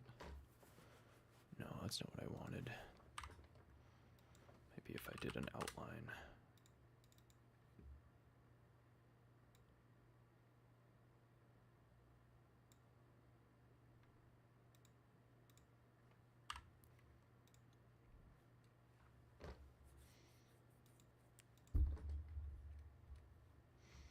It's something with the scale.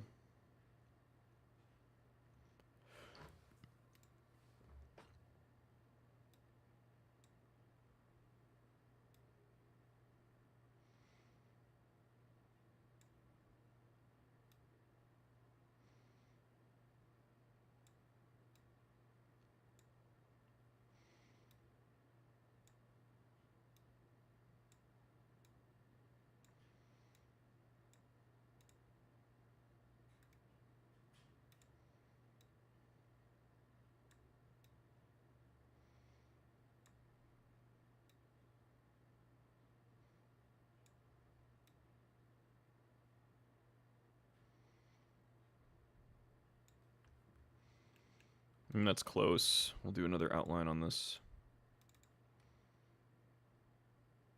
We don't need it to be anything crazy, I guess.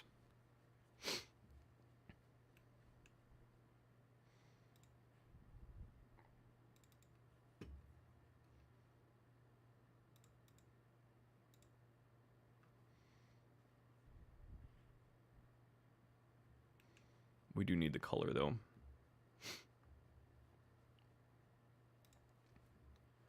So we'll have color. I want to do like red ones.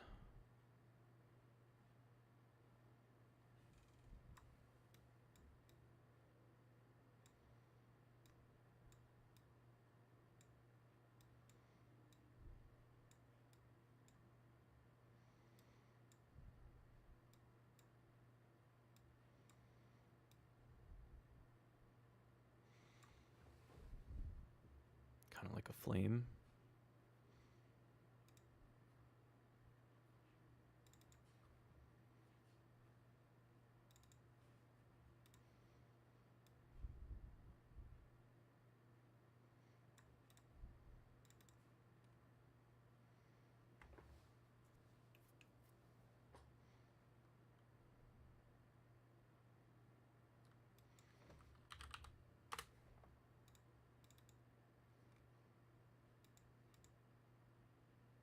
Oh, I crashed it again.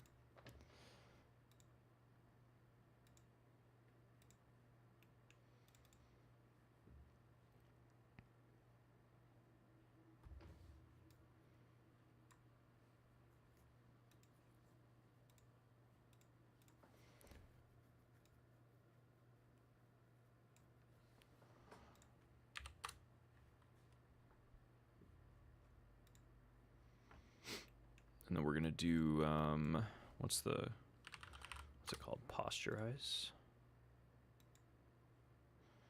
Then we want to expose the palettes. Then we'll do palette extract. Nope.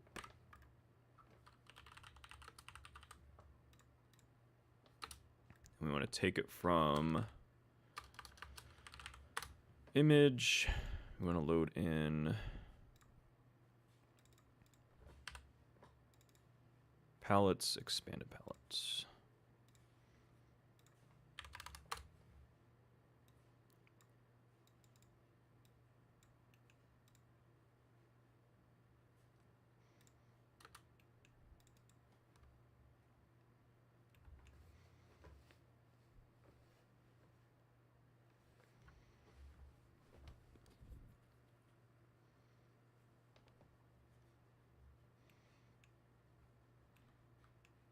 I think it's also a bit too fast. I think that's one of the issues. So what if I did like a trail?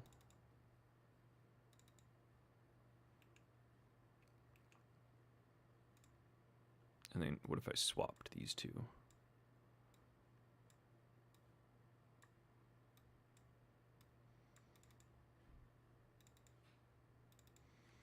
And then the only thing I don't really like is the posturize.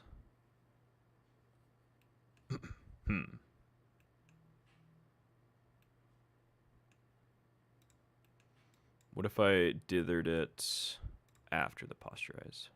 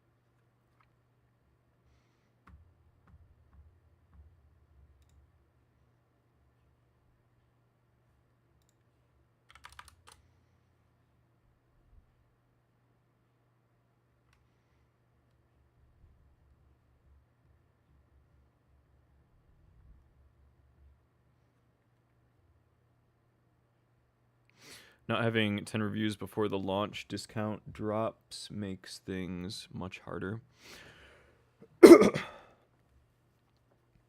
Yeah, I guess. I mean, I guess that doesn't count for... I don't know. I think I'm going to kind of use this time to build wish lists, because it's not even released yet. It's still in early access.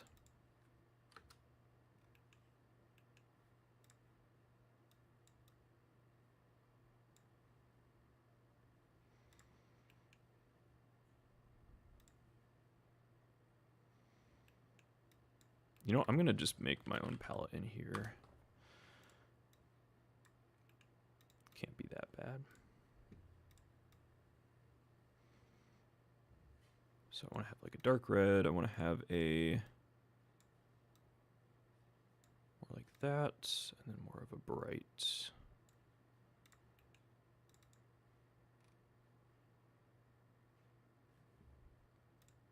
Also, the trail can loop. There we go. Looks more seamless. You open to some Steam page feedback? Yeah, sure. I need to redo the trailer. The trailer was made in like 20 minutes. So I'm waiting on my my composer to get a song for that, and then I'm going to have a good trailer.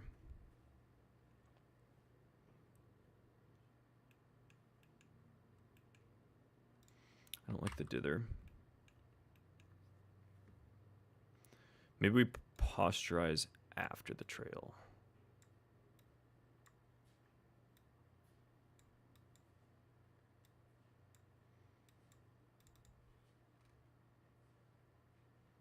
Hmm.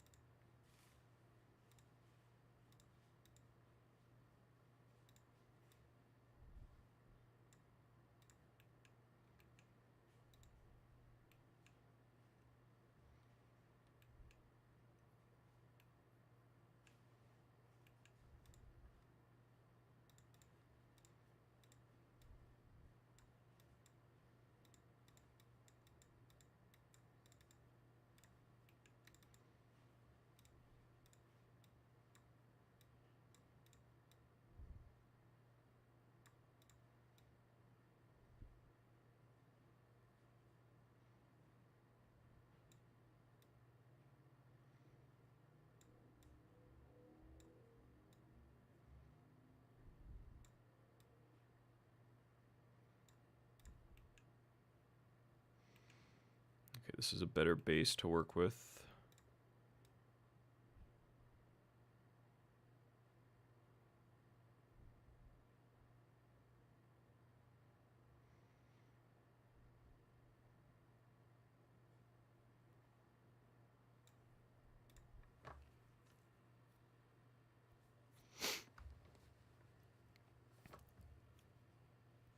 Capsule art does not have the hero. That's because the hero's gonna change. The hero's not finished. So it's not really like a character yet. What's the app called? Eavor.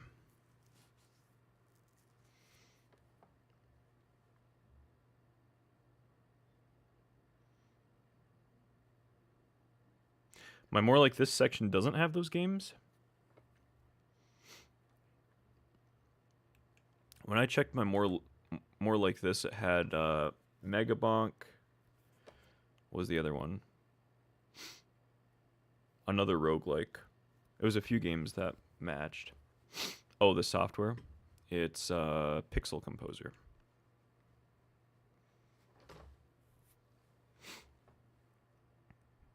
I don't know. The tag system kind of sucks with Steam. Maybe I'll change it, but they don't really give you good options.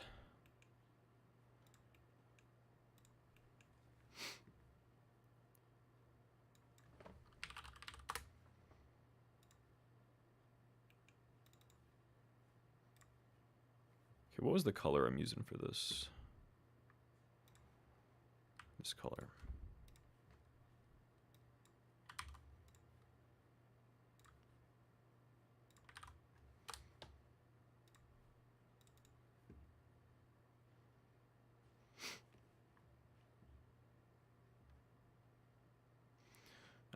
I would drop indie tag. Okay. Do you watch Chris Z? I do not. Never heard of him. I want to up the contrast a little bit. We'll just do an adjust.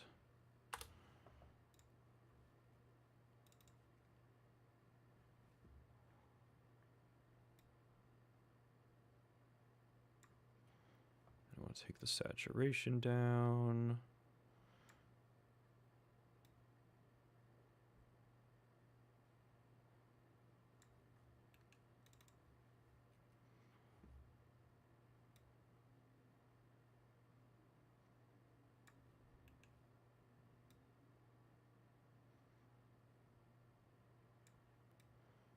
Get this to match my game's palette a little better.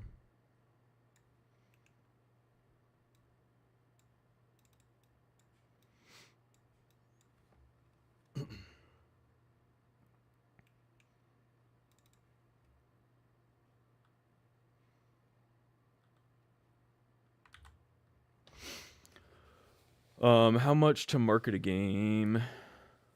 I blanked out the last part. If you want your game to excel, which I want to happen, please take some time to read or watch some of his stuff for Steam pages. I'm definitely going to optimize the Steam page once I get a trailer and stuff, but right now I'm kind of trying to push it just for wish lists and whatever. And the big thing is I want to balance everything, make a trailer, and then after that, I'm just going to be pushing the heck out of it. So, like I was talking to Aramis, which Aramis has made, what, a lot off of his game last fall or whatever it released. And he said the best thing to do was, like, just push it to content creators. And he said, like, 750 plus. So I'm going to try to do that once I have it in a more, like, balanced state. I'm just going to push it to, like, probably 1,000 content creators, pump out Steam keys, get people playing it, and then I think that'll help a lot. But yeah, Steam page, I mean, there's a couple of things I want to optimize, but big thing is just the trailer, which I need a song for, so I can't do that yet.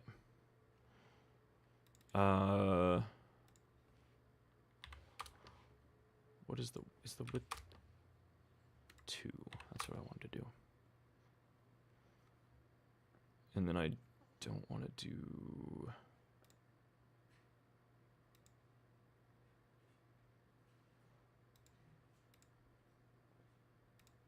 No, I do want to do circle. Okay. I think this looks good. This is kind of what I was going for. Either way, I like it. I'm wondering if maybe adding some dithering here. Well, I guess I can't really dither this. What could I add in the middle? Are there any other cool things I could do?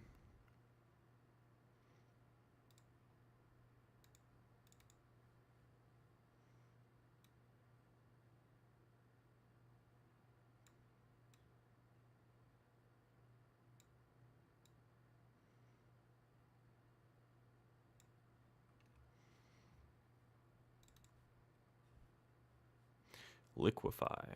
Intensity. Oh, I see what this does. Like, stretches everything out. No, we don't want to do that.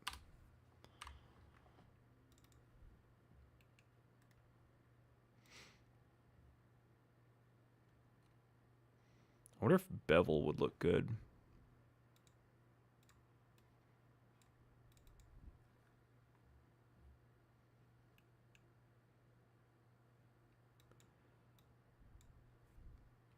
Whoops.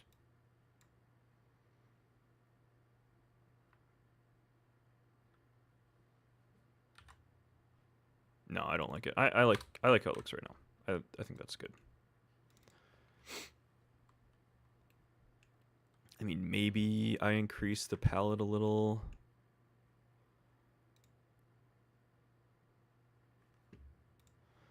Like, let's say I added another color here, which was like a...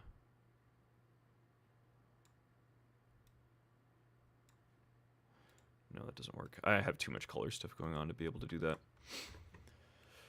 Okay, let's put on a sprite sheet.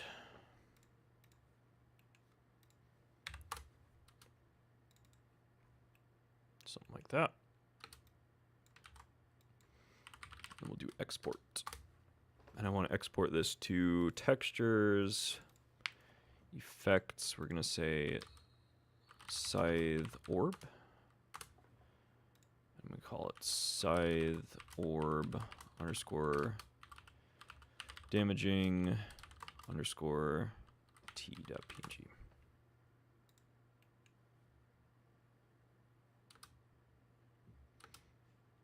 Then we want to save exports. I want to break this, duplicate this, and then we're going to instead export to Scythe orb healing.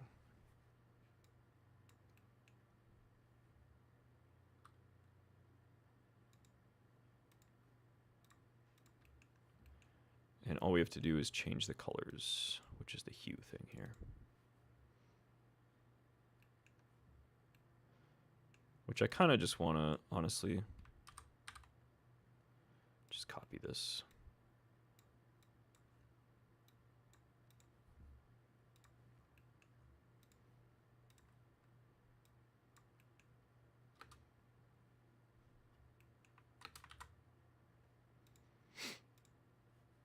Then I can take the hue of this guy.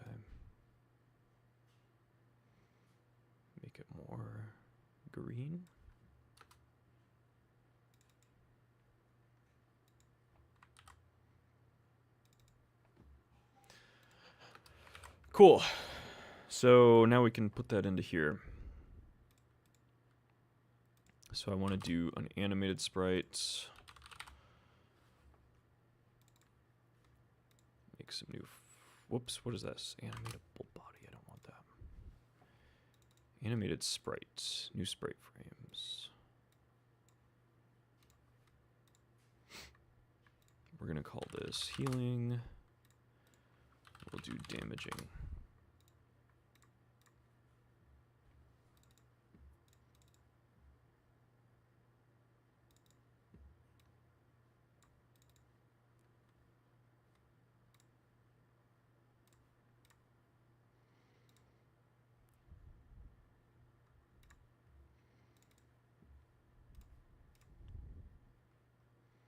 I think we had this at 30 FPS.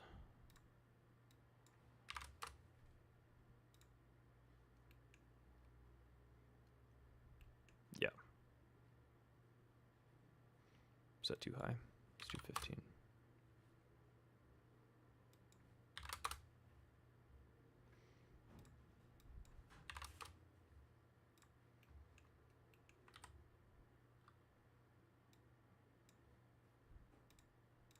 Let's not autoplay damaging and healing. So Scythe Soul will have, instead of color types, we're going to export reference for animated sprite. And then we don't need to do the color thing.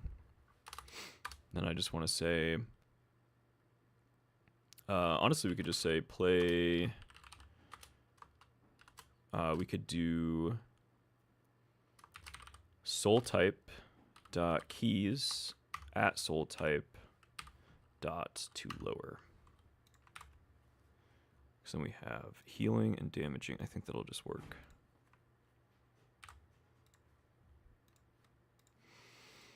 Let's see how this looks.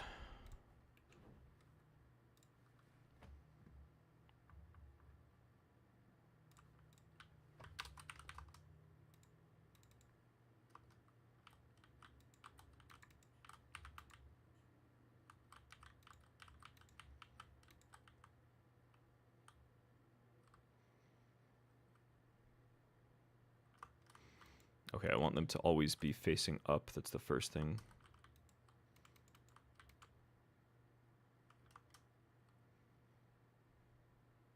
Yeah, they should always be facing upward. And then when they die, they have to tween their scale out. I mean, I think they don't look bad. That's okay.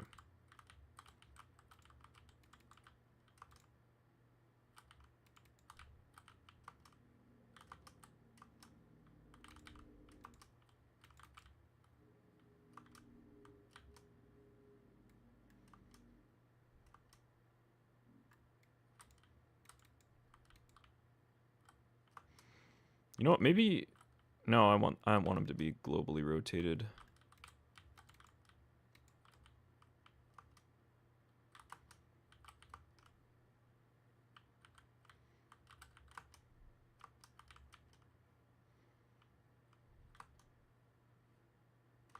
I also think the scythe should aim slower. So let's do those two things. Manipulation speed should be 0.75. And when we update these, update soul positions, we would just say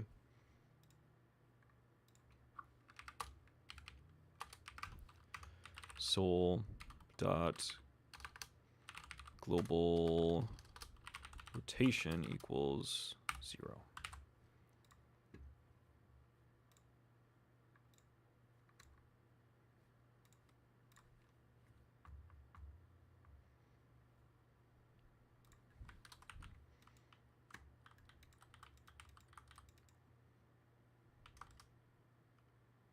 Yeah, it looks better.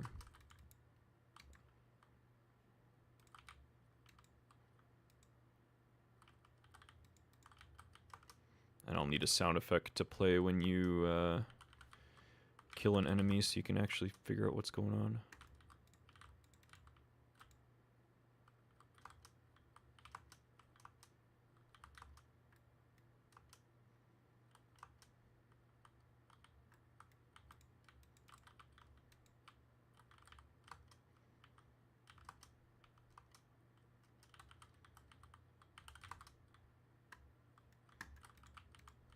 Oh, I forgot I don't need a parry. It's just blocking. That makes things easier. Cool.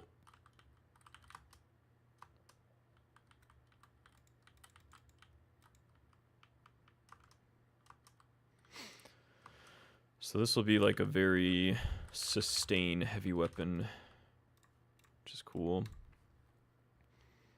Let's go to the Scythe Soul. I'm gonna make a var for scale tween. And then whenever we create, I guess I'd want to say scale tween equals utilities dot reset tween.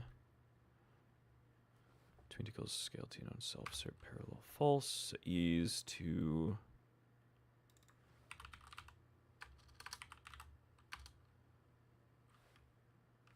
do ease out. I want to do trans back. Then we say scale tween, tween property.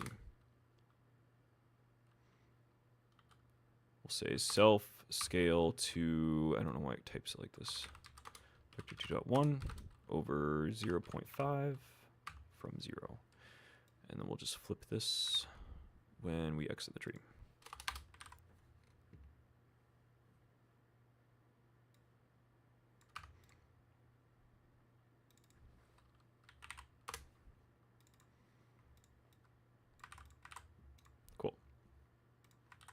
See how this looks.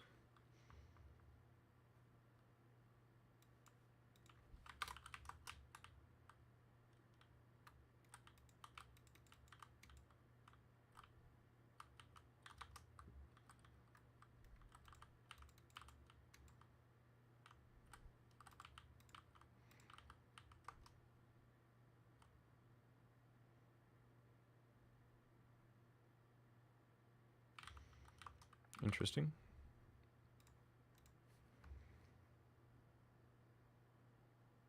Oh, I need to do it here.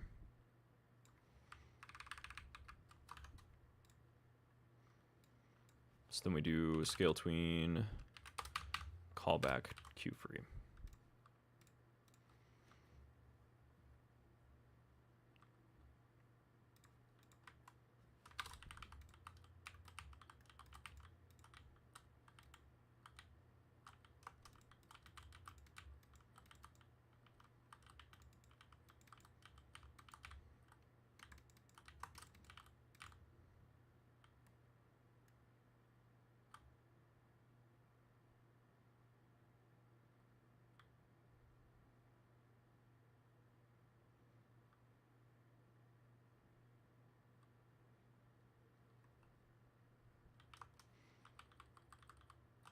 Okay, well, they need to ease in, I guess, for this one.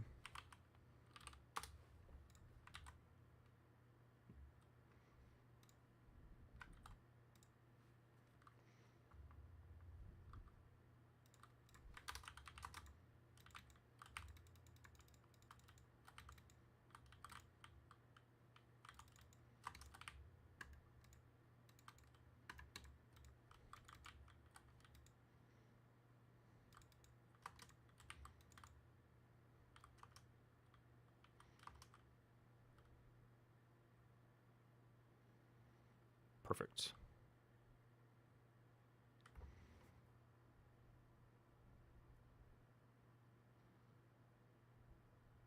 Yeah, I like that. That works.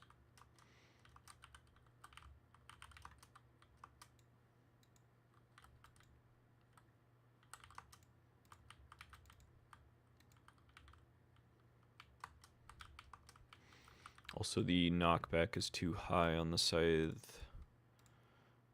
Bountiful Hook, which is here. Bountiful Hook. Hitbox 2. Knockback factor should be like 3. Cool.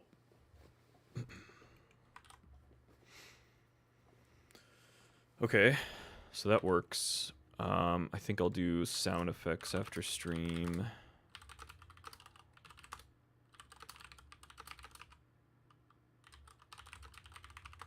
I need to find some good ones.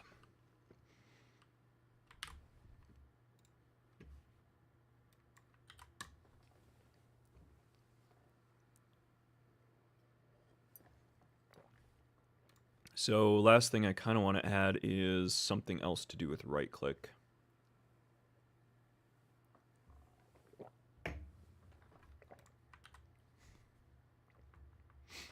And I initially thought just a spin attack.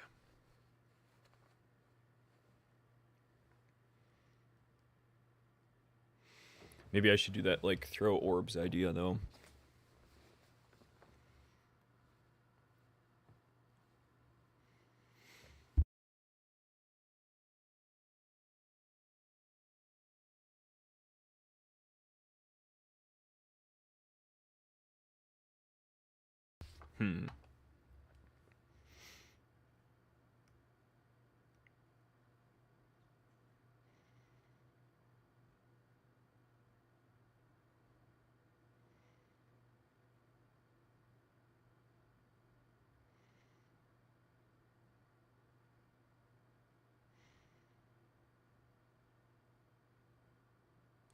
I think throwing orbs is kind of a good... I think that would be a good system, because then you have some sort of, like, ranged attack, maybe? And then I could have different orbs do different damage types or something. Maybe you throw an orb. If it's a healing orb, it does vamp when it hits. Or, like, transfers you a percentage of their HP. And if it's a damaging one, it just does damage.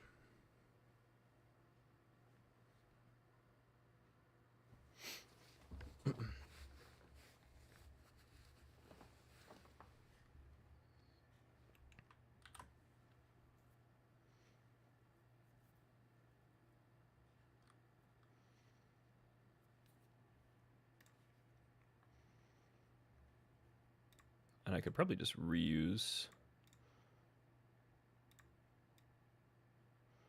this attack for it. Yeah, I could just reuse the secondary slash thing for it.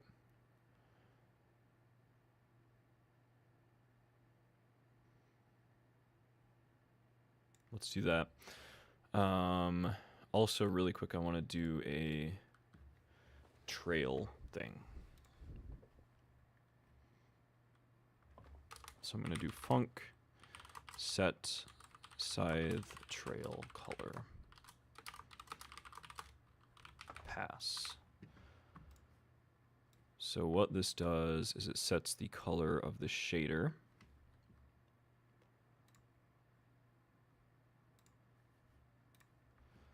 Which means I need a reference to the sprite, which I don't know if I have. I do. So I can say weapon sprite dot material dot set shader parameter.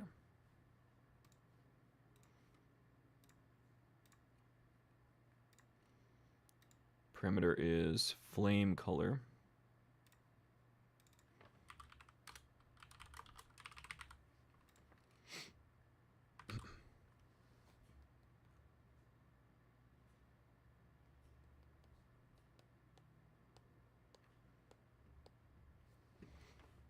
So I guess I could just do this. I could say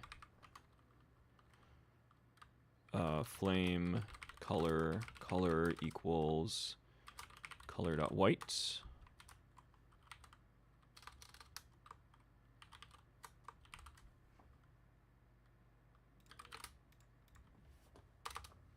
And I could say if active soul size is greater than 0, then I'd want to say flame color. Oh no, I'll match active souls at 0 to soul type.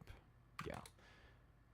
And then I could say flame color equals, and then we're going to do 2 exports for this. So we'll say export var soul, we'll say healing trail color. And then we'll do export var damaging trail color.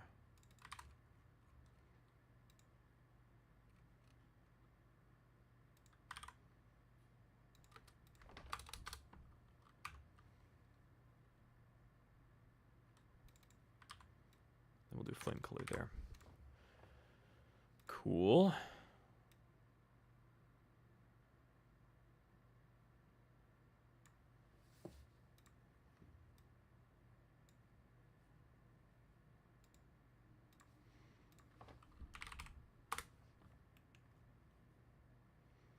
I feel like that was first try. Already works.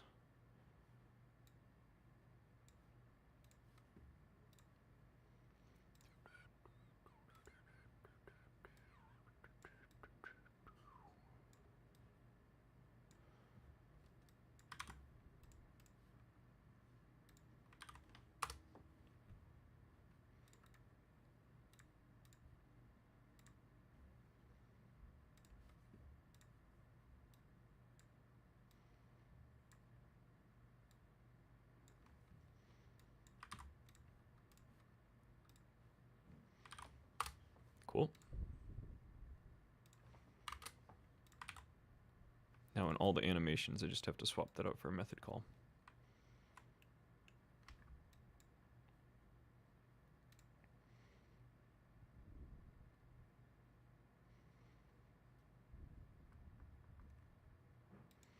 Which I guess I could just put it here. Set Scythe trail color.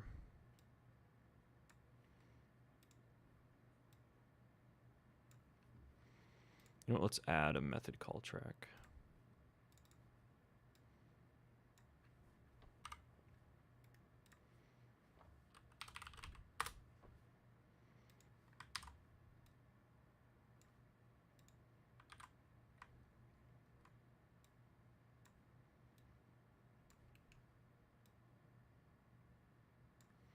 Yeah.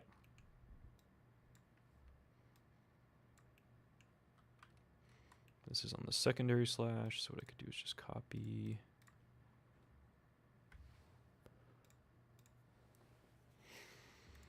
So then we need bountiful hook.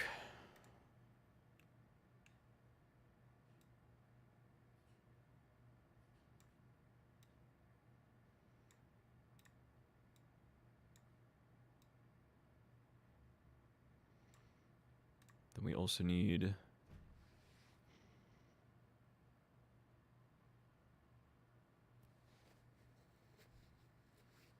basic slash.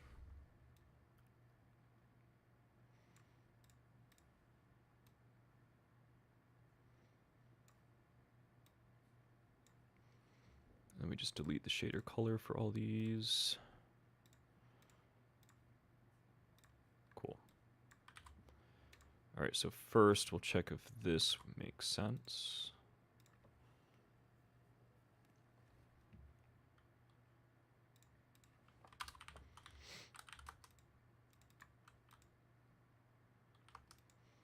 Okay, so it should be white there.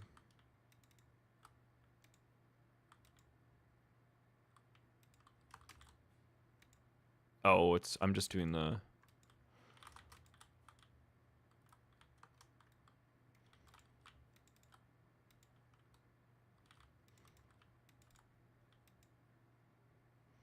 I'm not doing the trail, I'm just doing the visual effect thing.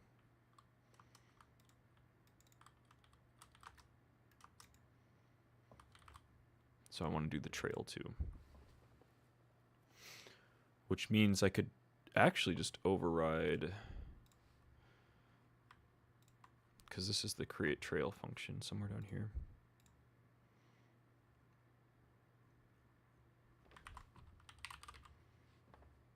Yeah, create weapon trail. So I could just override this in the Scythe base.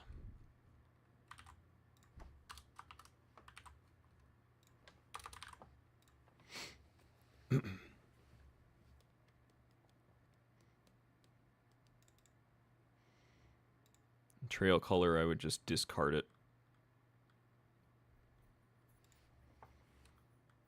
So I could say like var trail color override equals white. And then we don't use that. And then I would do basically the same thing here.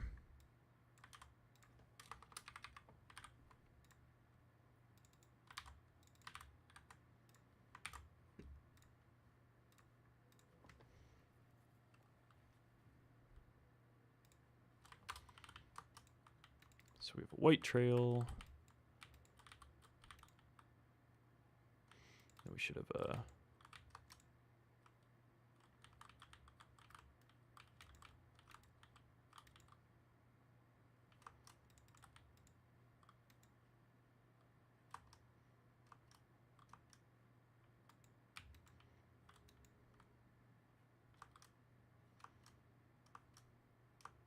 we need to block something quick.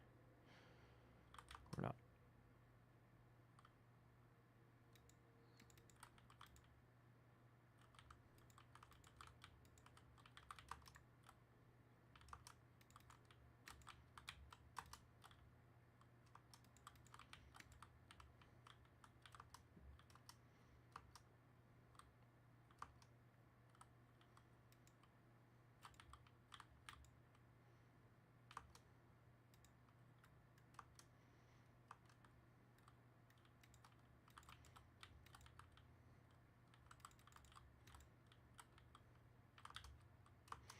Maybe I also do less damage if you're healing.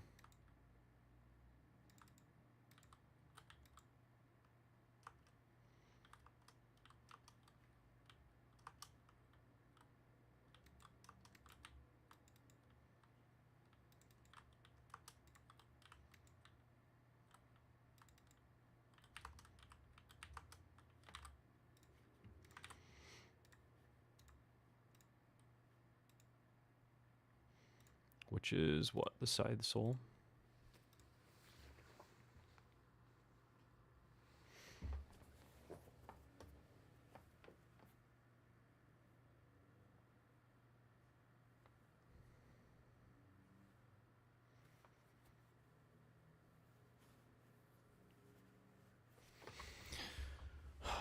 So could I just do this? Could I copy this? And then I could say,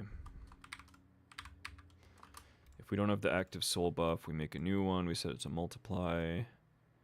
We set its multiplier to 0.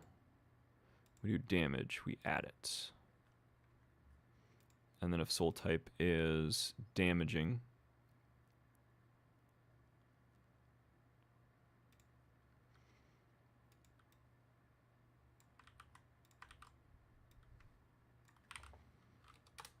we just recalculate.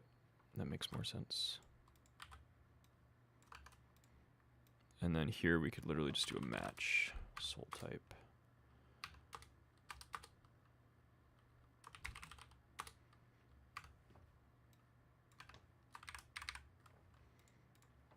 And then we'd want to do minus 10% for healing.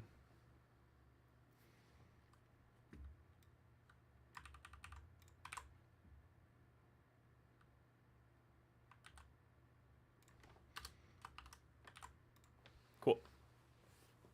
I think that works.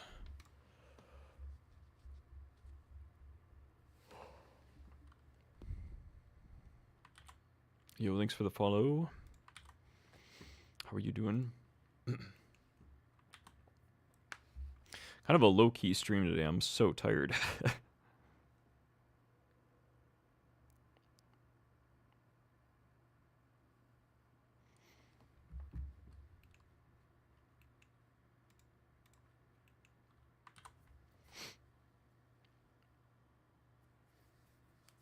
Maybe I need another cup of coffee. Famous last words.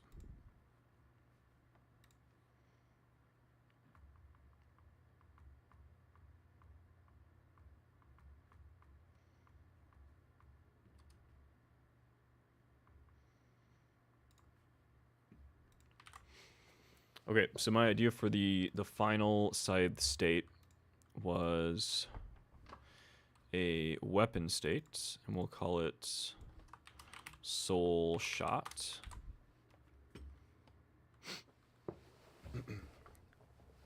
Move speed factor could be 1.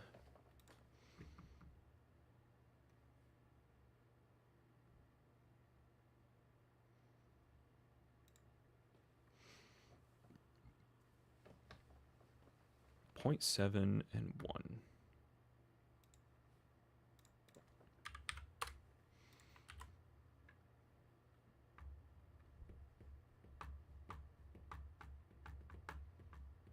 And the idea with this would be kind of like the bountiful hook, so I guess we could just duplicate from that. Let's duplicate from that state. So we'll call this Scythe underscore soul shot.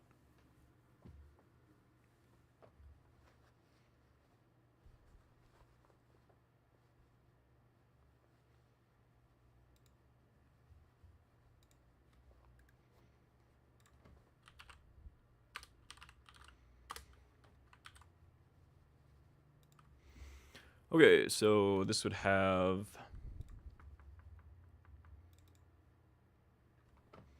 the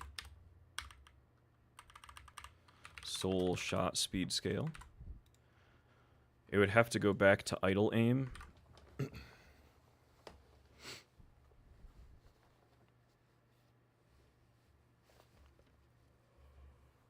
I guess.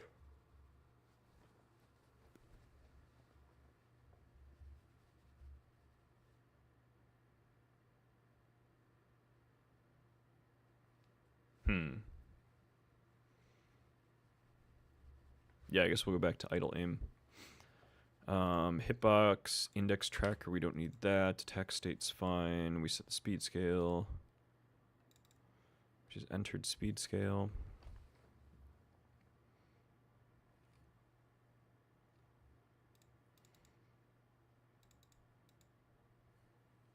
We don't really need to reset the hit log, but that's okay.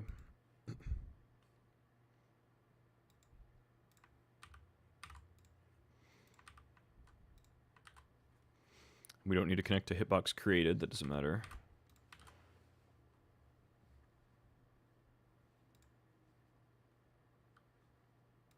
We can pass here technically.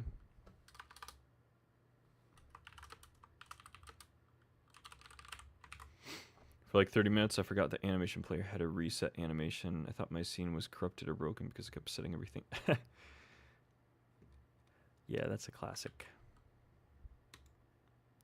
Okay, exit state, we set this back. We say in a player finish dot disconnect. We don't need to disconnect this. We don't need any of this.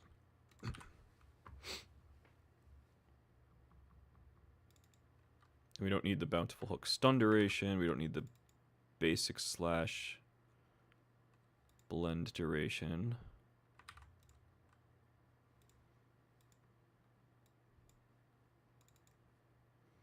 Just go back to idle aim. Cool. So soul shot should have a reference to idle aim. Our speed scale is going to be like 2.5. And then blocking should be able to go into soul shot, which I want to copy from this.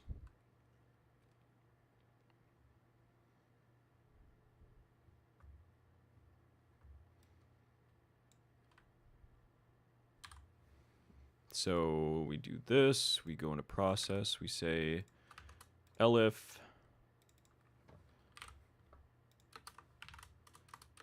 this should be elif. Then we want to go to the, oh, whoops, this, never mind. I don't need to do that. This is in the wrong state. This should be in the scythe blocking state. Like this. And then we'll do an export variable for soul shot state.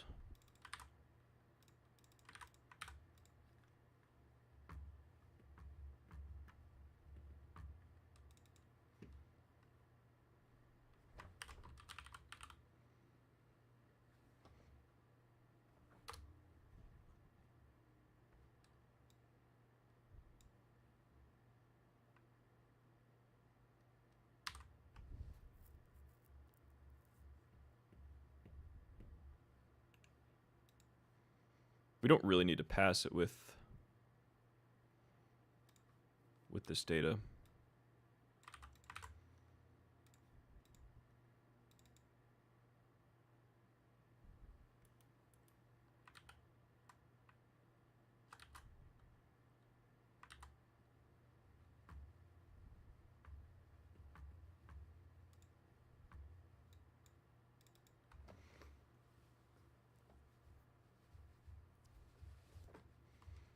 I mean, let's do it anyways.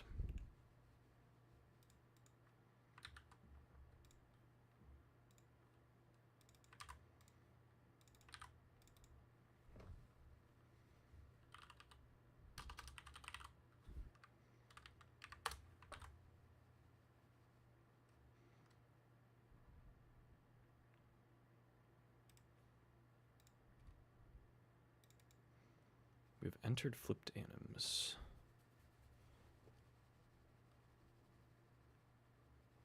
No, we don't need this. We don't need that at all. So then we just go to Soul Shop. We can take this out. Yeah, let's do that. Okay. Wrong scene.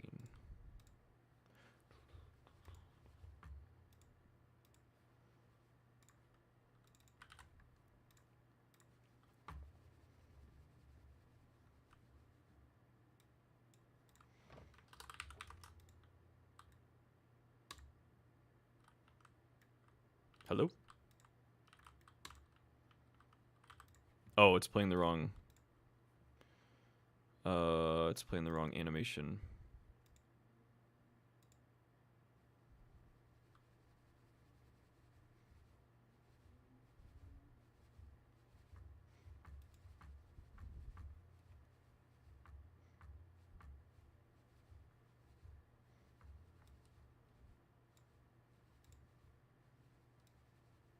We want to chain into attack from blocking.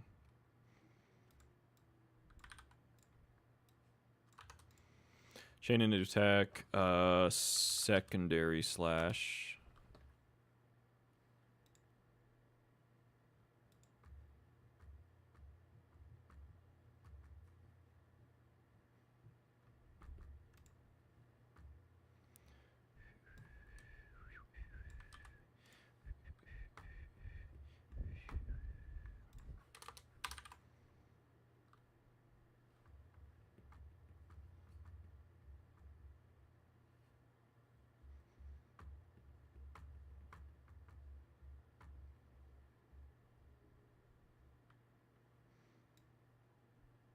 Let's do that.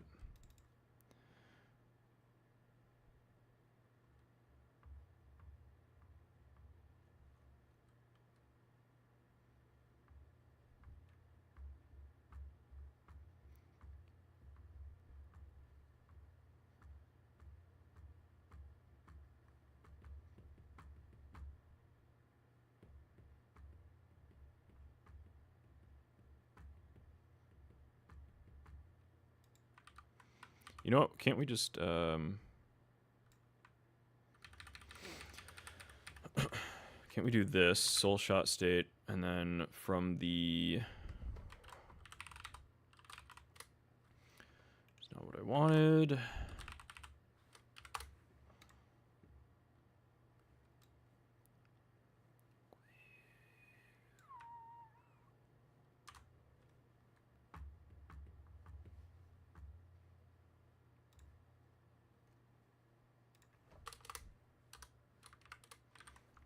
We'll chain into attack, block anim prefix, which is anim prefix.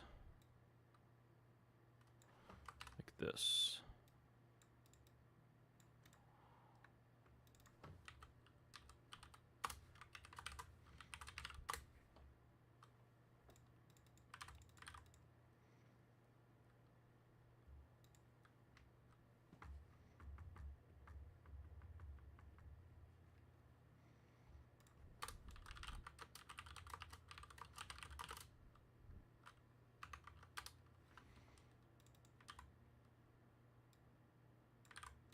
Cool. I think that'll do it.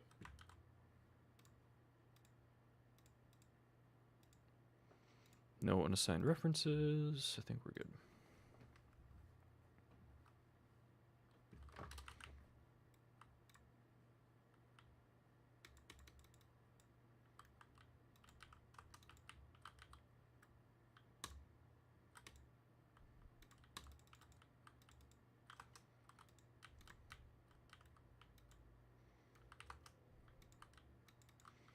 Oh, I need to take off the hitbox for that one.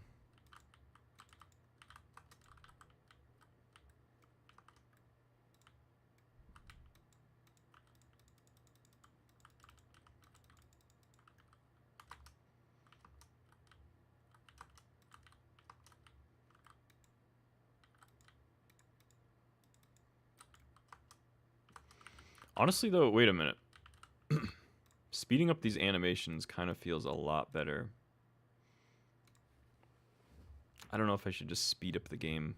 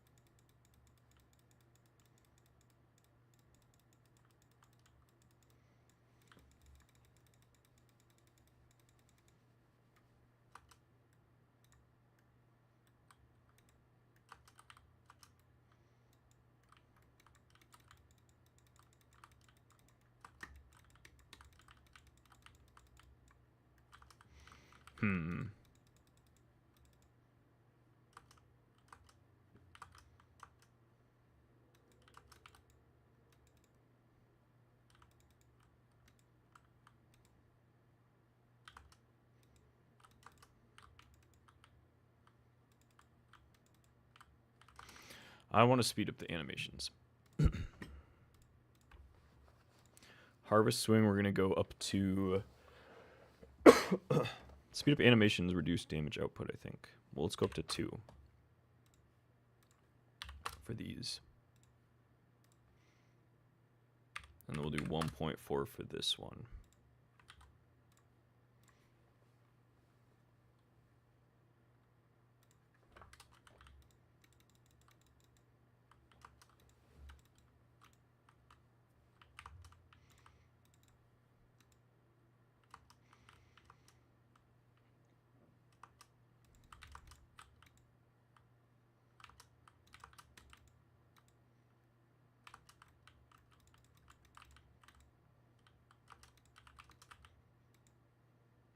I like that a lot more.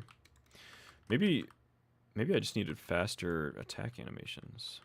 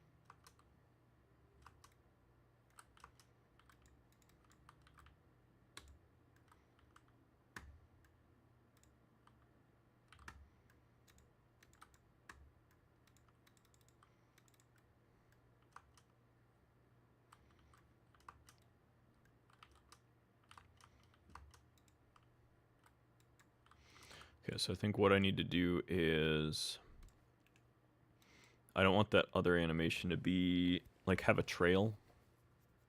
I don't think. No, I do want it to have a trail. I don't want it to do damage. That's what I want. So I need to change the hitbox information.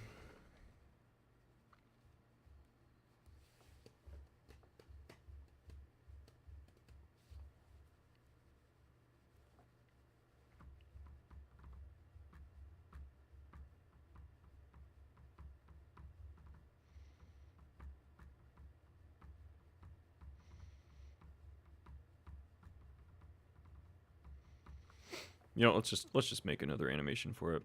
Who cares? This is secondary slash. We'll call it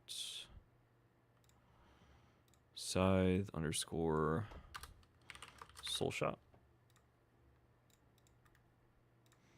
Copy the UID. Go to res paths. Soul shot. We want to go to the Scythe script. Const soul shot string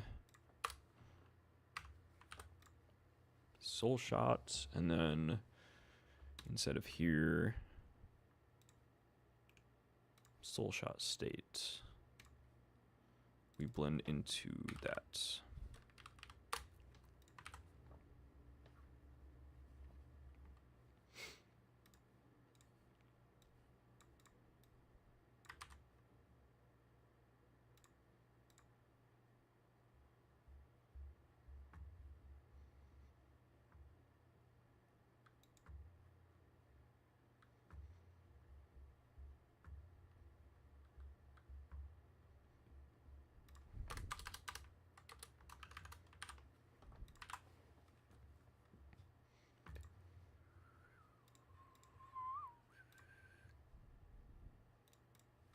Okay, soul shots.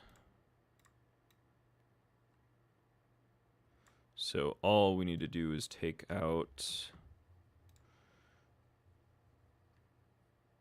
this boost.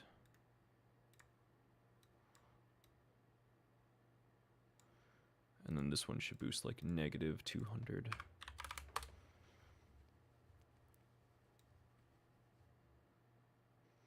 And we don't want to do hitboxes, so yeah, I'll take that out.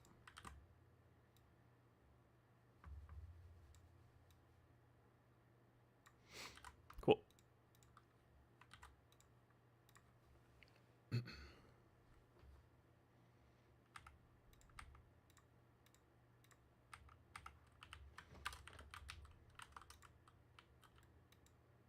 So this will just throw one of your souls.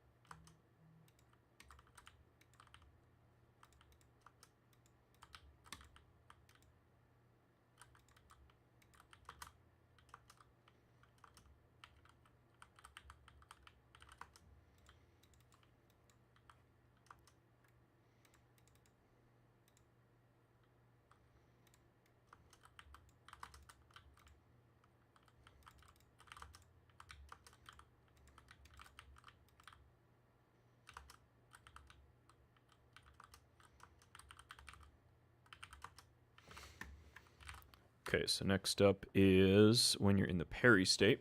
Or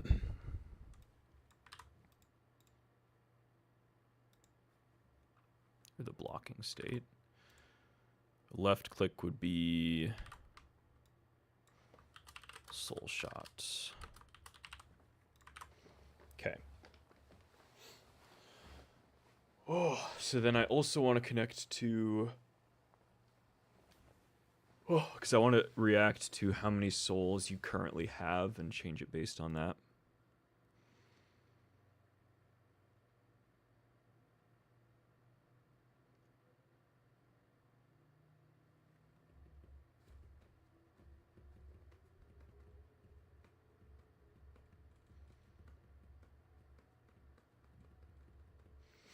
You know what, I could actually just do this in the process because I don't really care that much. So I could say process state.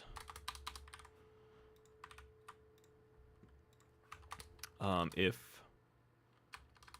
we'll just say var owner Scythe, if owner Scythe dot active souls dot is empty, we'll just set control labels.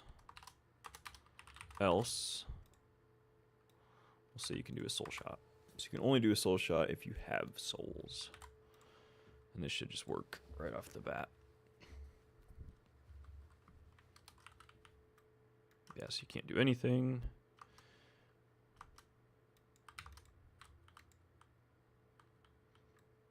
And now we can do soul shot. So we also want to do that for the same thing. So we'll say var soul shot available. We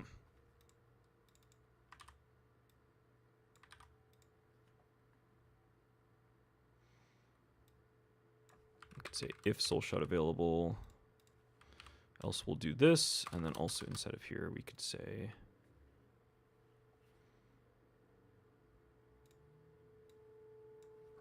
let's put this above.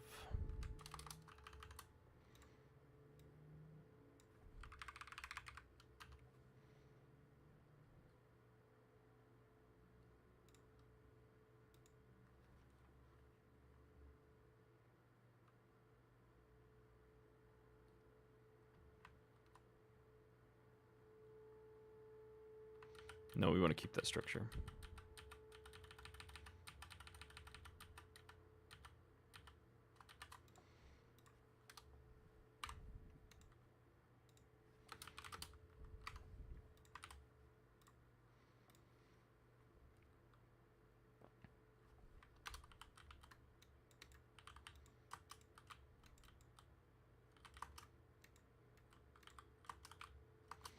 And then this would immediately fire one of the souls, which I'm assuming would just be the first one.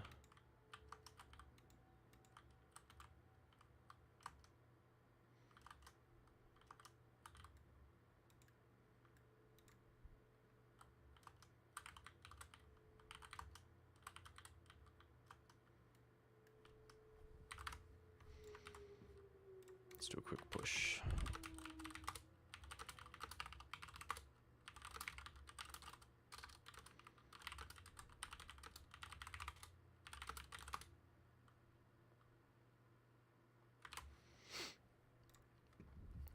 Second.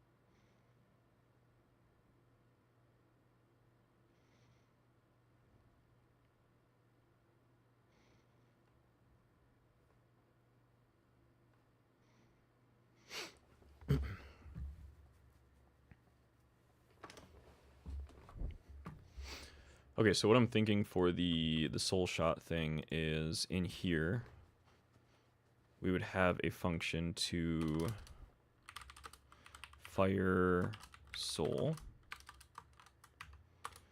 And we'd say if active souls is empty, then we just return. But what this would do is say var soul to fire, which would pop the front. So we automatically unreference it.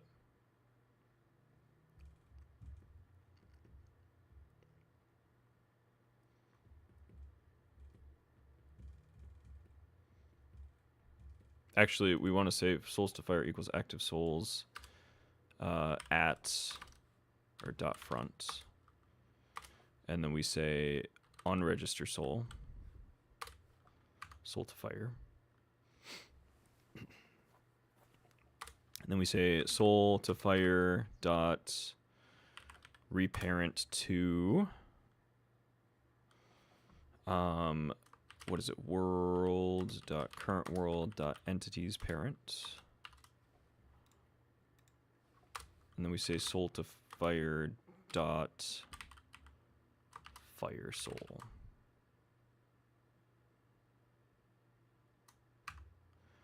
I guess with self, well, we don't need to reference self.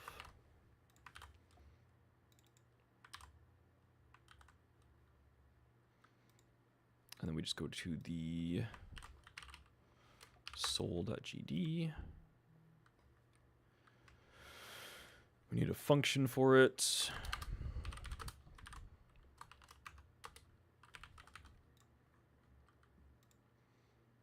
And then we'll have an enum for states.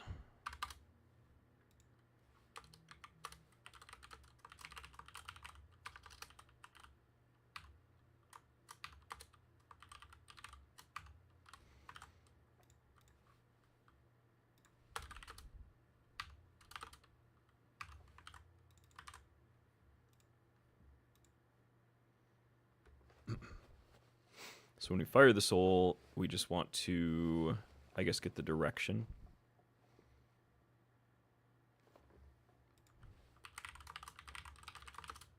Which is a vector 2. And then we'd have a constant for soul fire speed. Let's make it 100. And then in the function process, we'll say position plus equals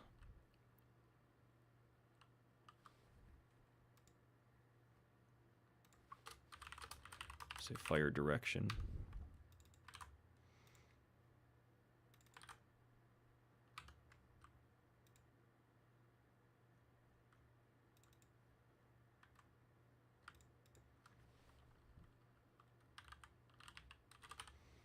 Actually, we'll call it velocity.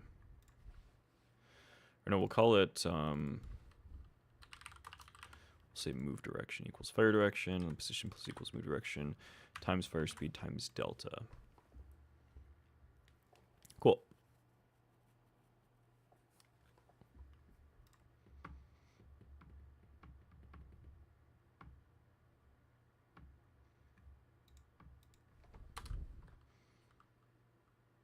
And we'll only do this if we're firing.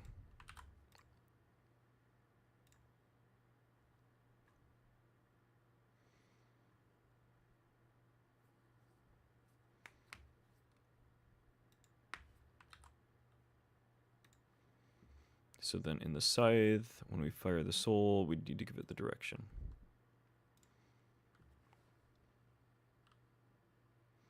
So we can say rotation dot angle.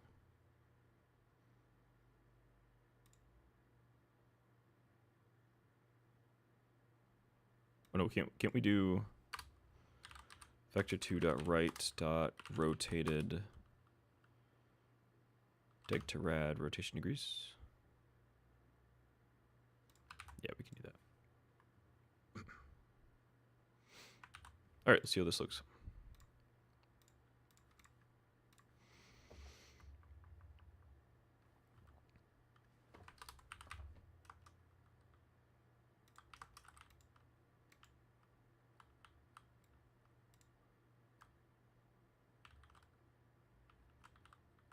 Oh, we didn't actually call the fire function, which is from the soul shot. I guess we'll do it from the animation. That makes the most sense because then we can time it better.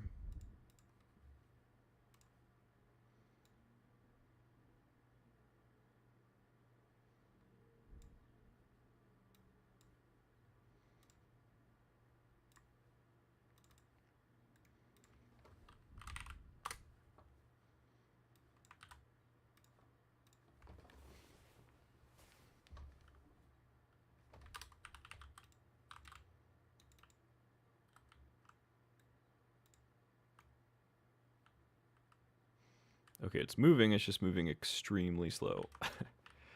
So let's edit that.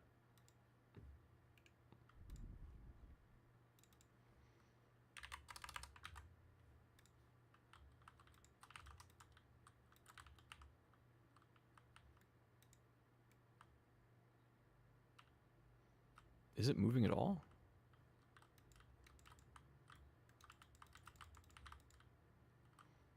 I thought you could edit constants when Godot was running, maybe not.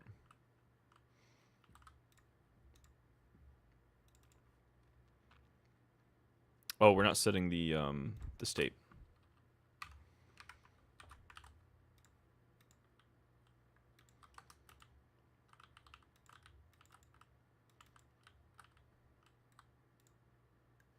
Now it's way too fast.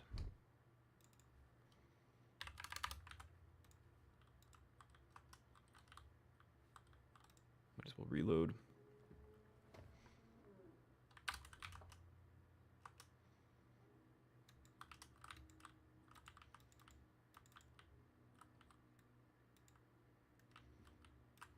Okay, so let's do like 800. See how this looks.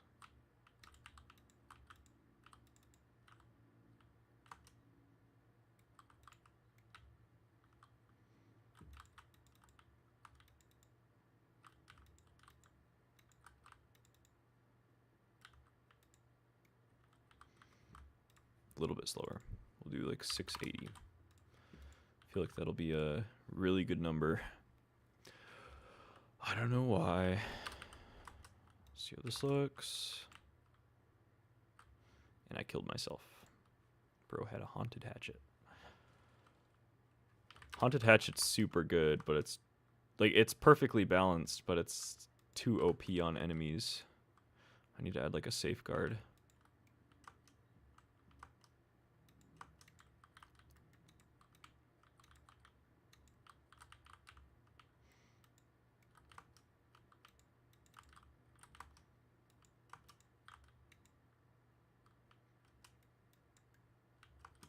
Okay, I like it. I think it's good.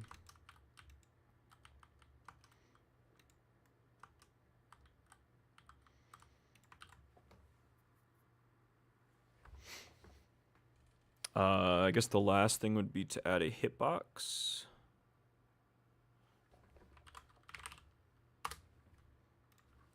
Which we'll need to do a hitbox creator.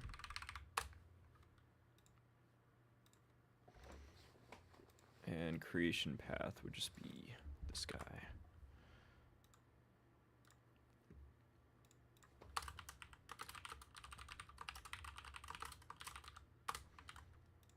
So then whenever we fire the soul,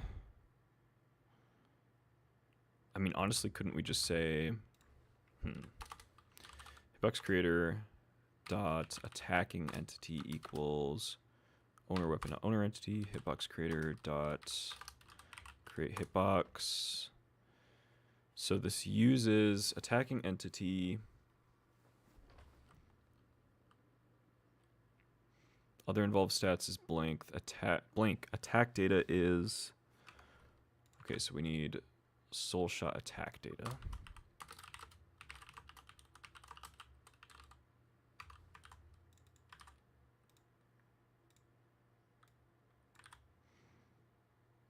And then hitbox data index is 0, creation path index is 0, position rotation, hit log is null, damage factor knockback. Okay, so we can just do the first 3, and that should be good. Now,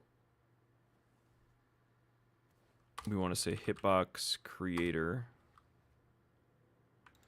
because this makes a new hitbox, right? Which is the hitbox module.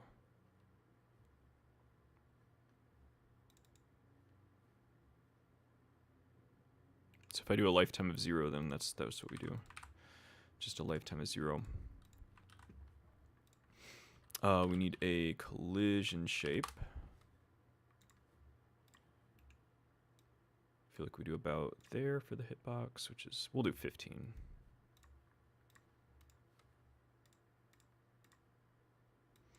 So we'll call this Scythe Soul Shot. Attack hitboxes, new hitbox data, hitbox shape, circle, radius of 15, omnidirectional. Damage factor is 1. Knockback factor is 0.1. Hitbox lifetime is 0. And we want to disable hit stop because it's a projectile. And then the proc coefficient can be 1, that's okay.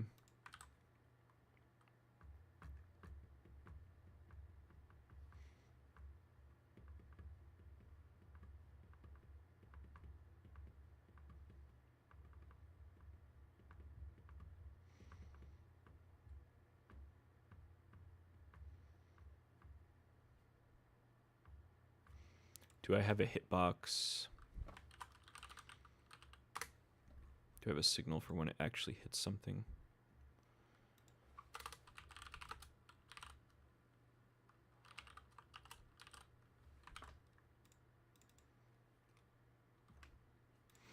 Maybe I emit this with the hurt box.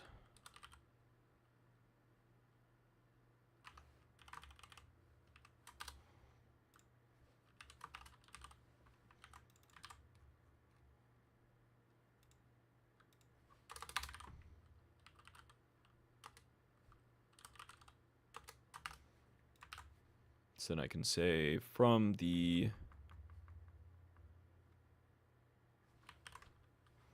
from the Scythe Soul, when we make a hitbox,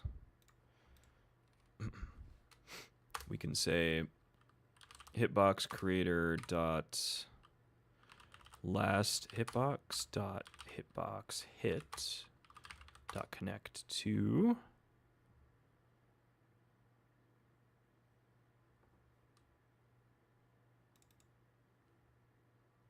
on soul timer timeout. Now also another thing I just realized,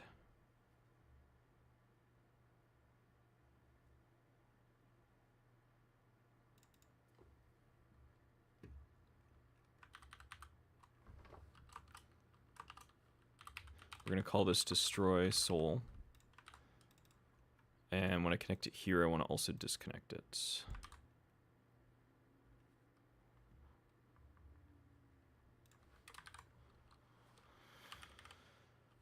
So we'll say disconnect.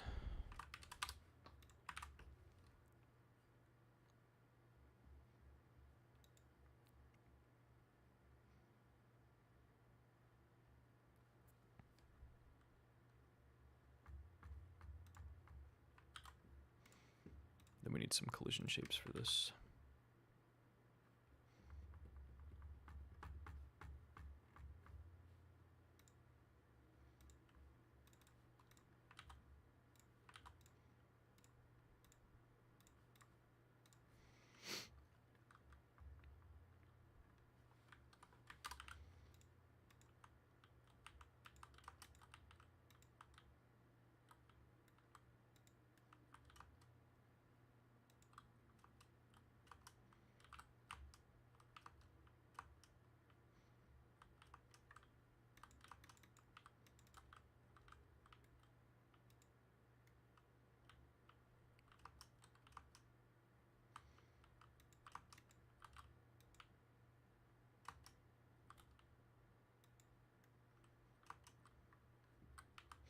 Okay, it needs a much higher damage value. Well, I can just pass in other involved stats, right? I can just pass in the weapon too. Yeah, other involved stats, I could do owner weapon dot stats.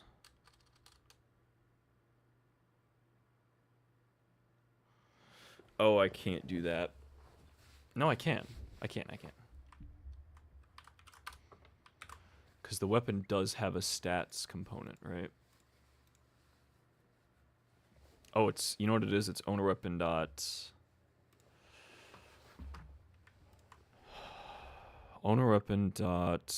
weapon item dot stats.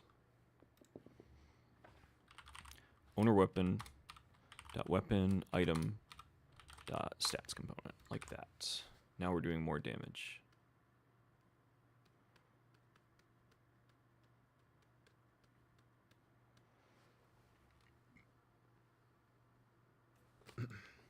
Whoop.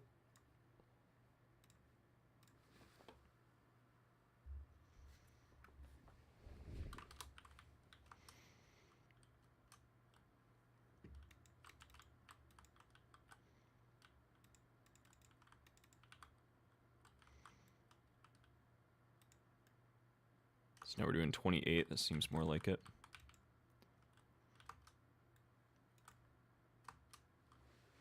And I don't think it's destroying. Yeah, we're getting something here. Oh, we can't. That's what's going on.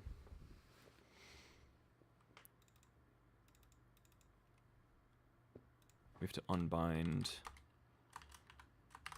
one of the arguments from that call. Let's also reduce the speed because I think they're still too fast. We'll do 500.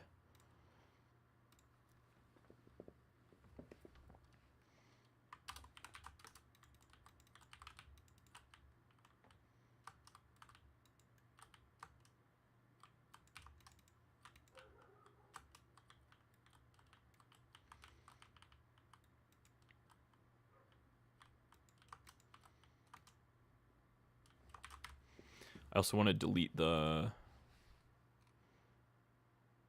I want to delete this faster. And destroy the soul. We're going to say if hitbox creator dot last hitbox, whoops, last hitbox, then we're going to queue a free it. Okay. So then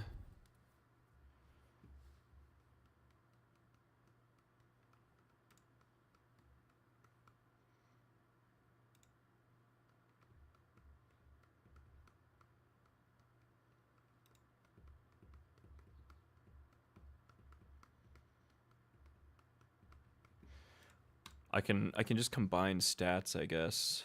Fire soul.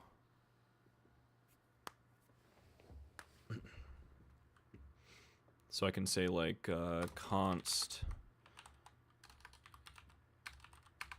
damaging soul added damage, which would be like a float.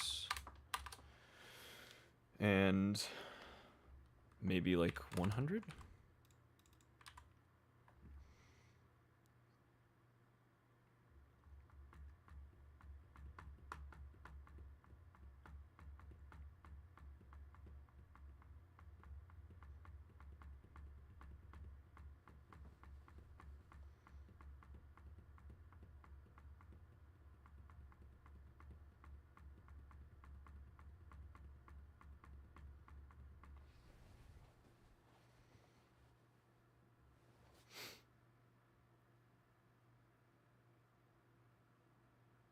You know, let's do this. Let's do a different attack data.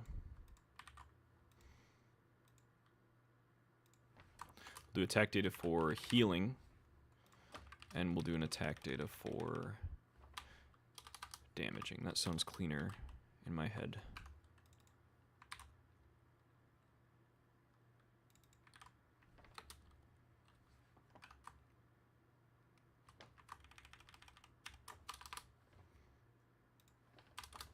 Like this.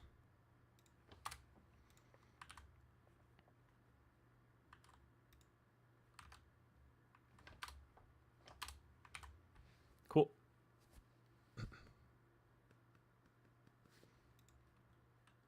We have an issue here.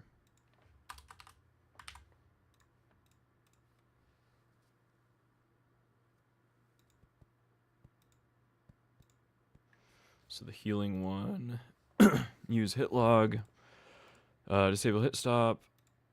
What did I say? 15 for the radius. Omnidirectional damage factors. Well, for the healing one, damage factor would be 1, I think. Knockback factors will do 0.2. Lifetime is 0. So this is good for resources, custom resources, attack datas.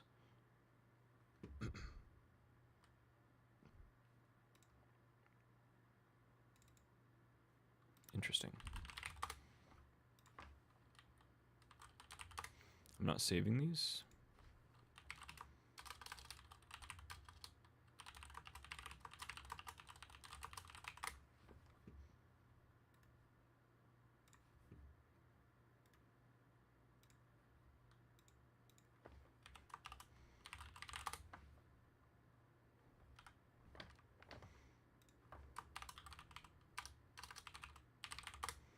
So the damaging one and the healing one. The damaging one just has a little bit more damage. We're thinking like 2 times the damage. Yeah.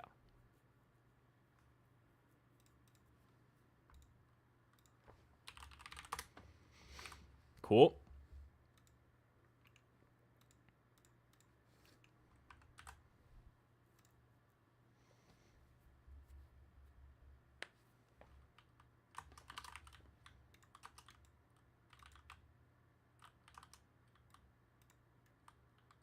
Oh, I missed.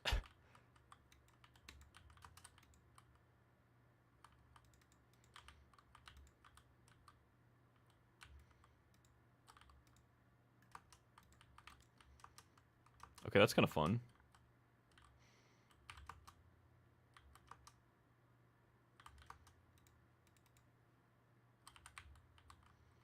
I feel like there's not much incentive to shoot them because they're doing like 30 damage.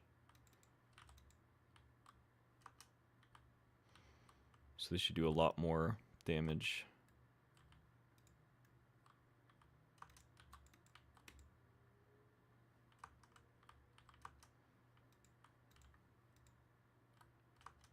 Also, wait, that did 30.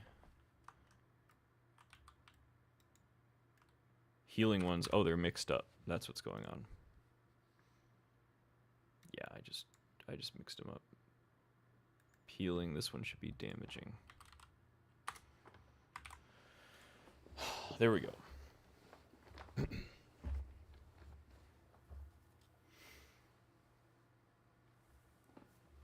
Okay.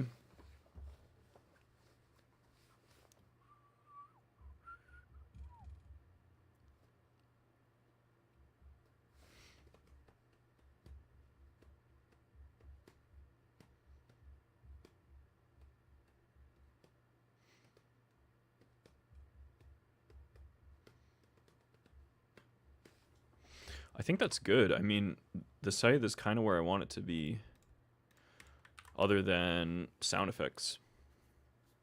So I think I do a run with the Scythe, see how good it is. And then I can do sound effects later and add a couple more Scythe weapons for like variations or whatever.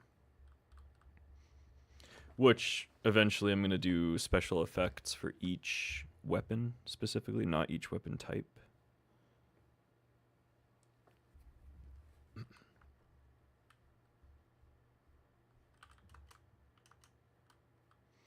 So we'll just kind of do a run to see if it's balanced.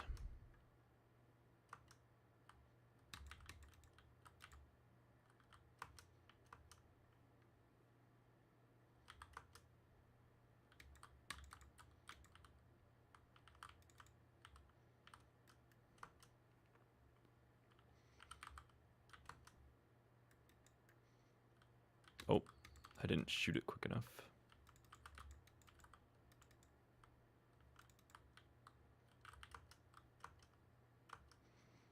I'm also wondering if it should make souls just whenever you kill an enemy, not just when you kill them with a specific hitbox. Or a specific attack, rather.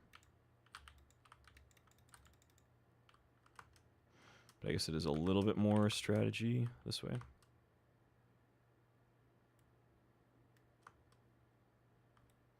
I want to see what happens if my soul disappears while I have this up.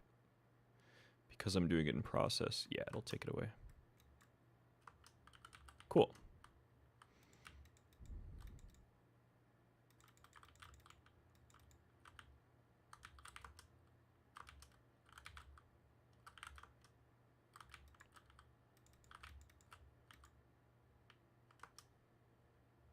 Okay, I really like this weapon type. Makes me want to add more to the other weapon types.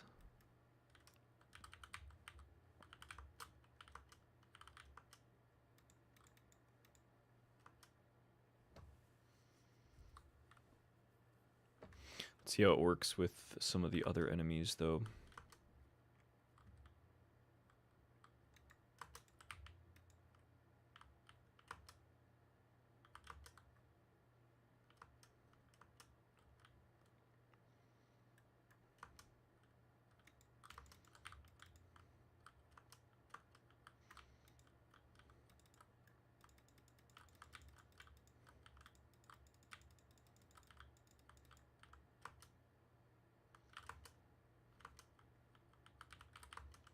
I should also verify that all the buffs are getting removed correctly.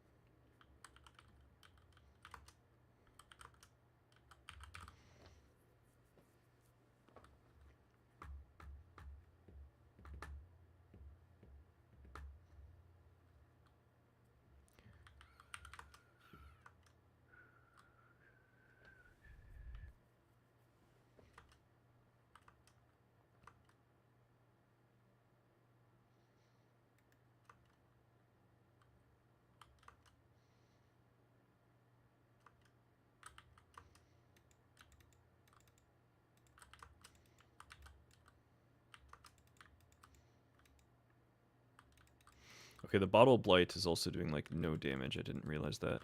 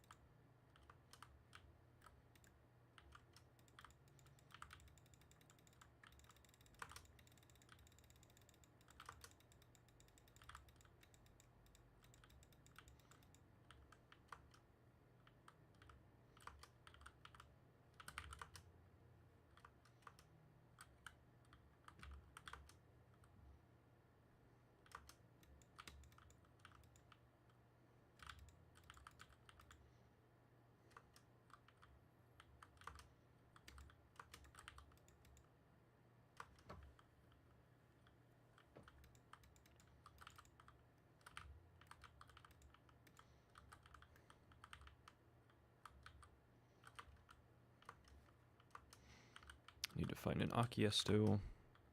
Those haven't really been spawning anymore, which is kind of weird. I need to fix the spawning system before I push this update.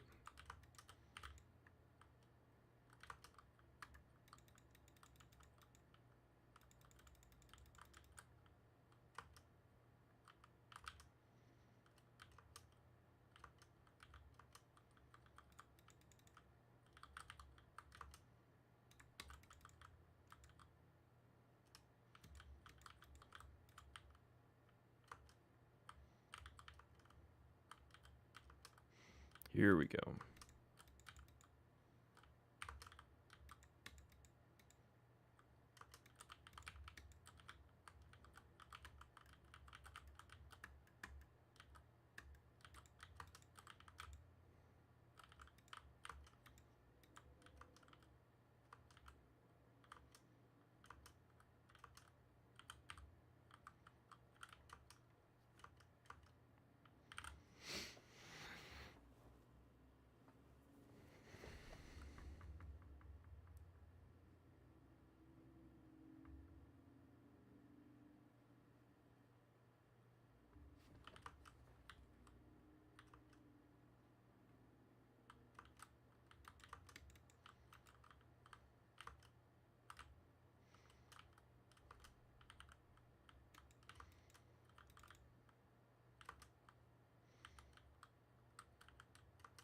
Maybe I should just give orbs whenever you kill an enemy.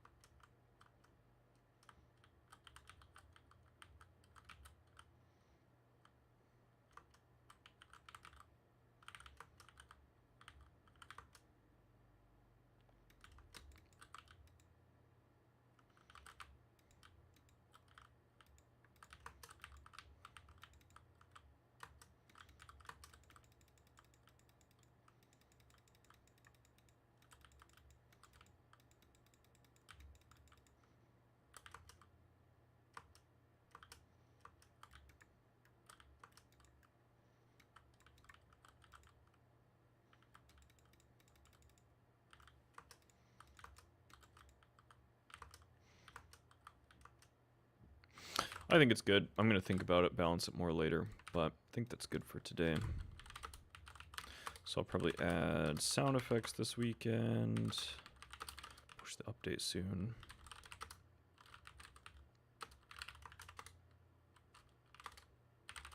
Alright, I need food and coffee, so I'm going to end the stream. But thank you to everyone who stopped by today. A little low-key stream, but I'll probably stream again on Friday if you guys want to stop by as well. But I hope everyone has a great week and weekend. New video on Saturday. And be sure to wishlist Eavor and Steam if you want to check it out.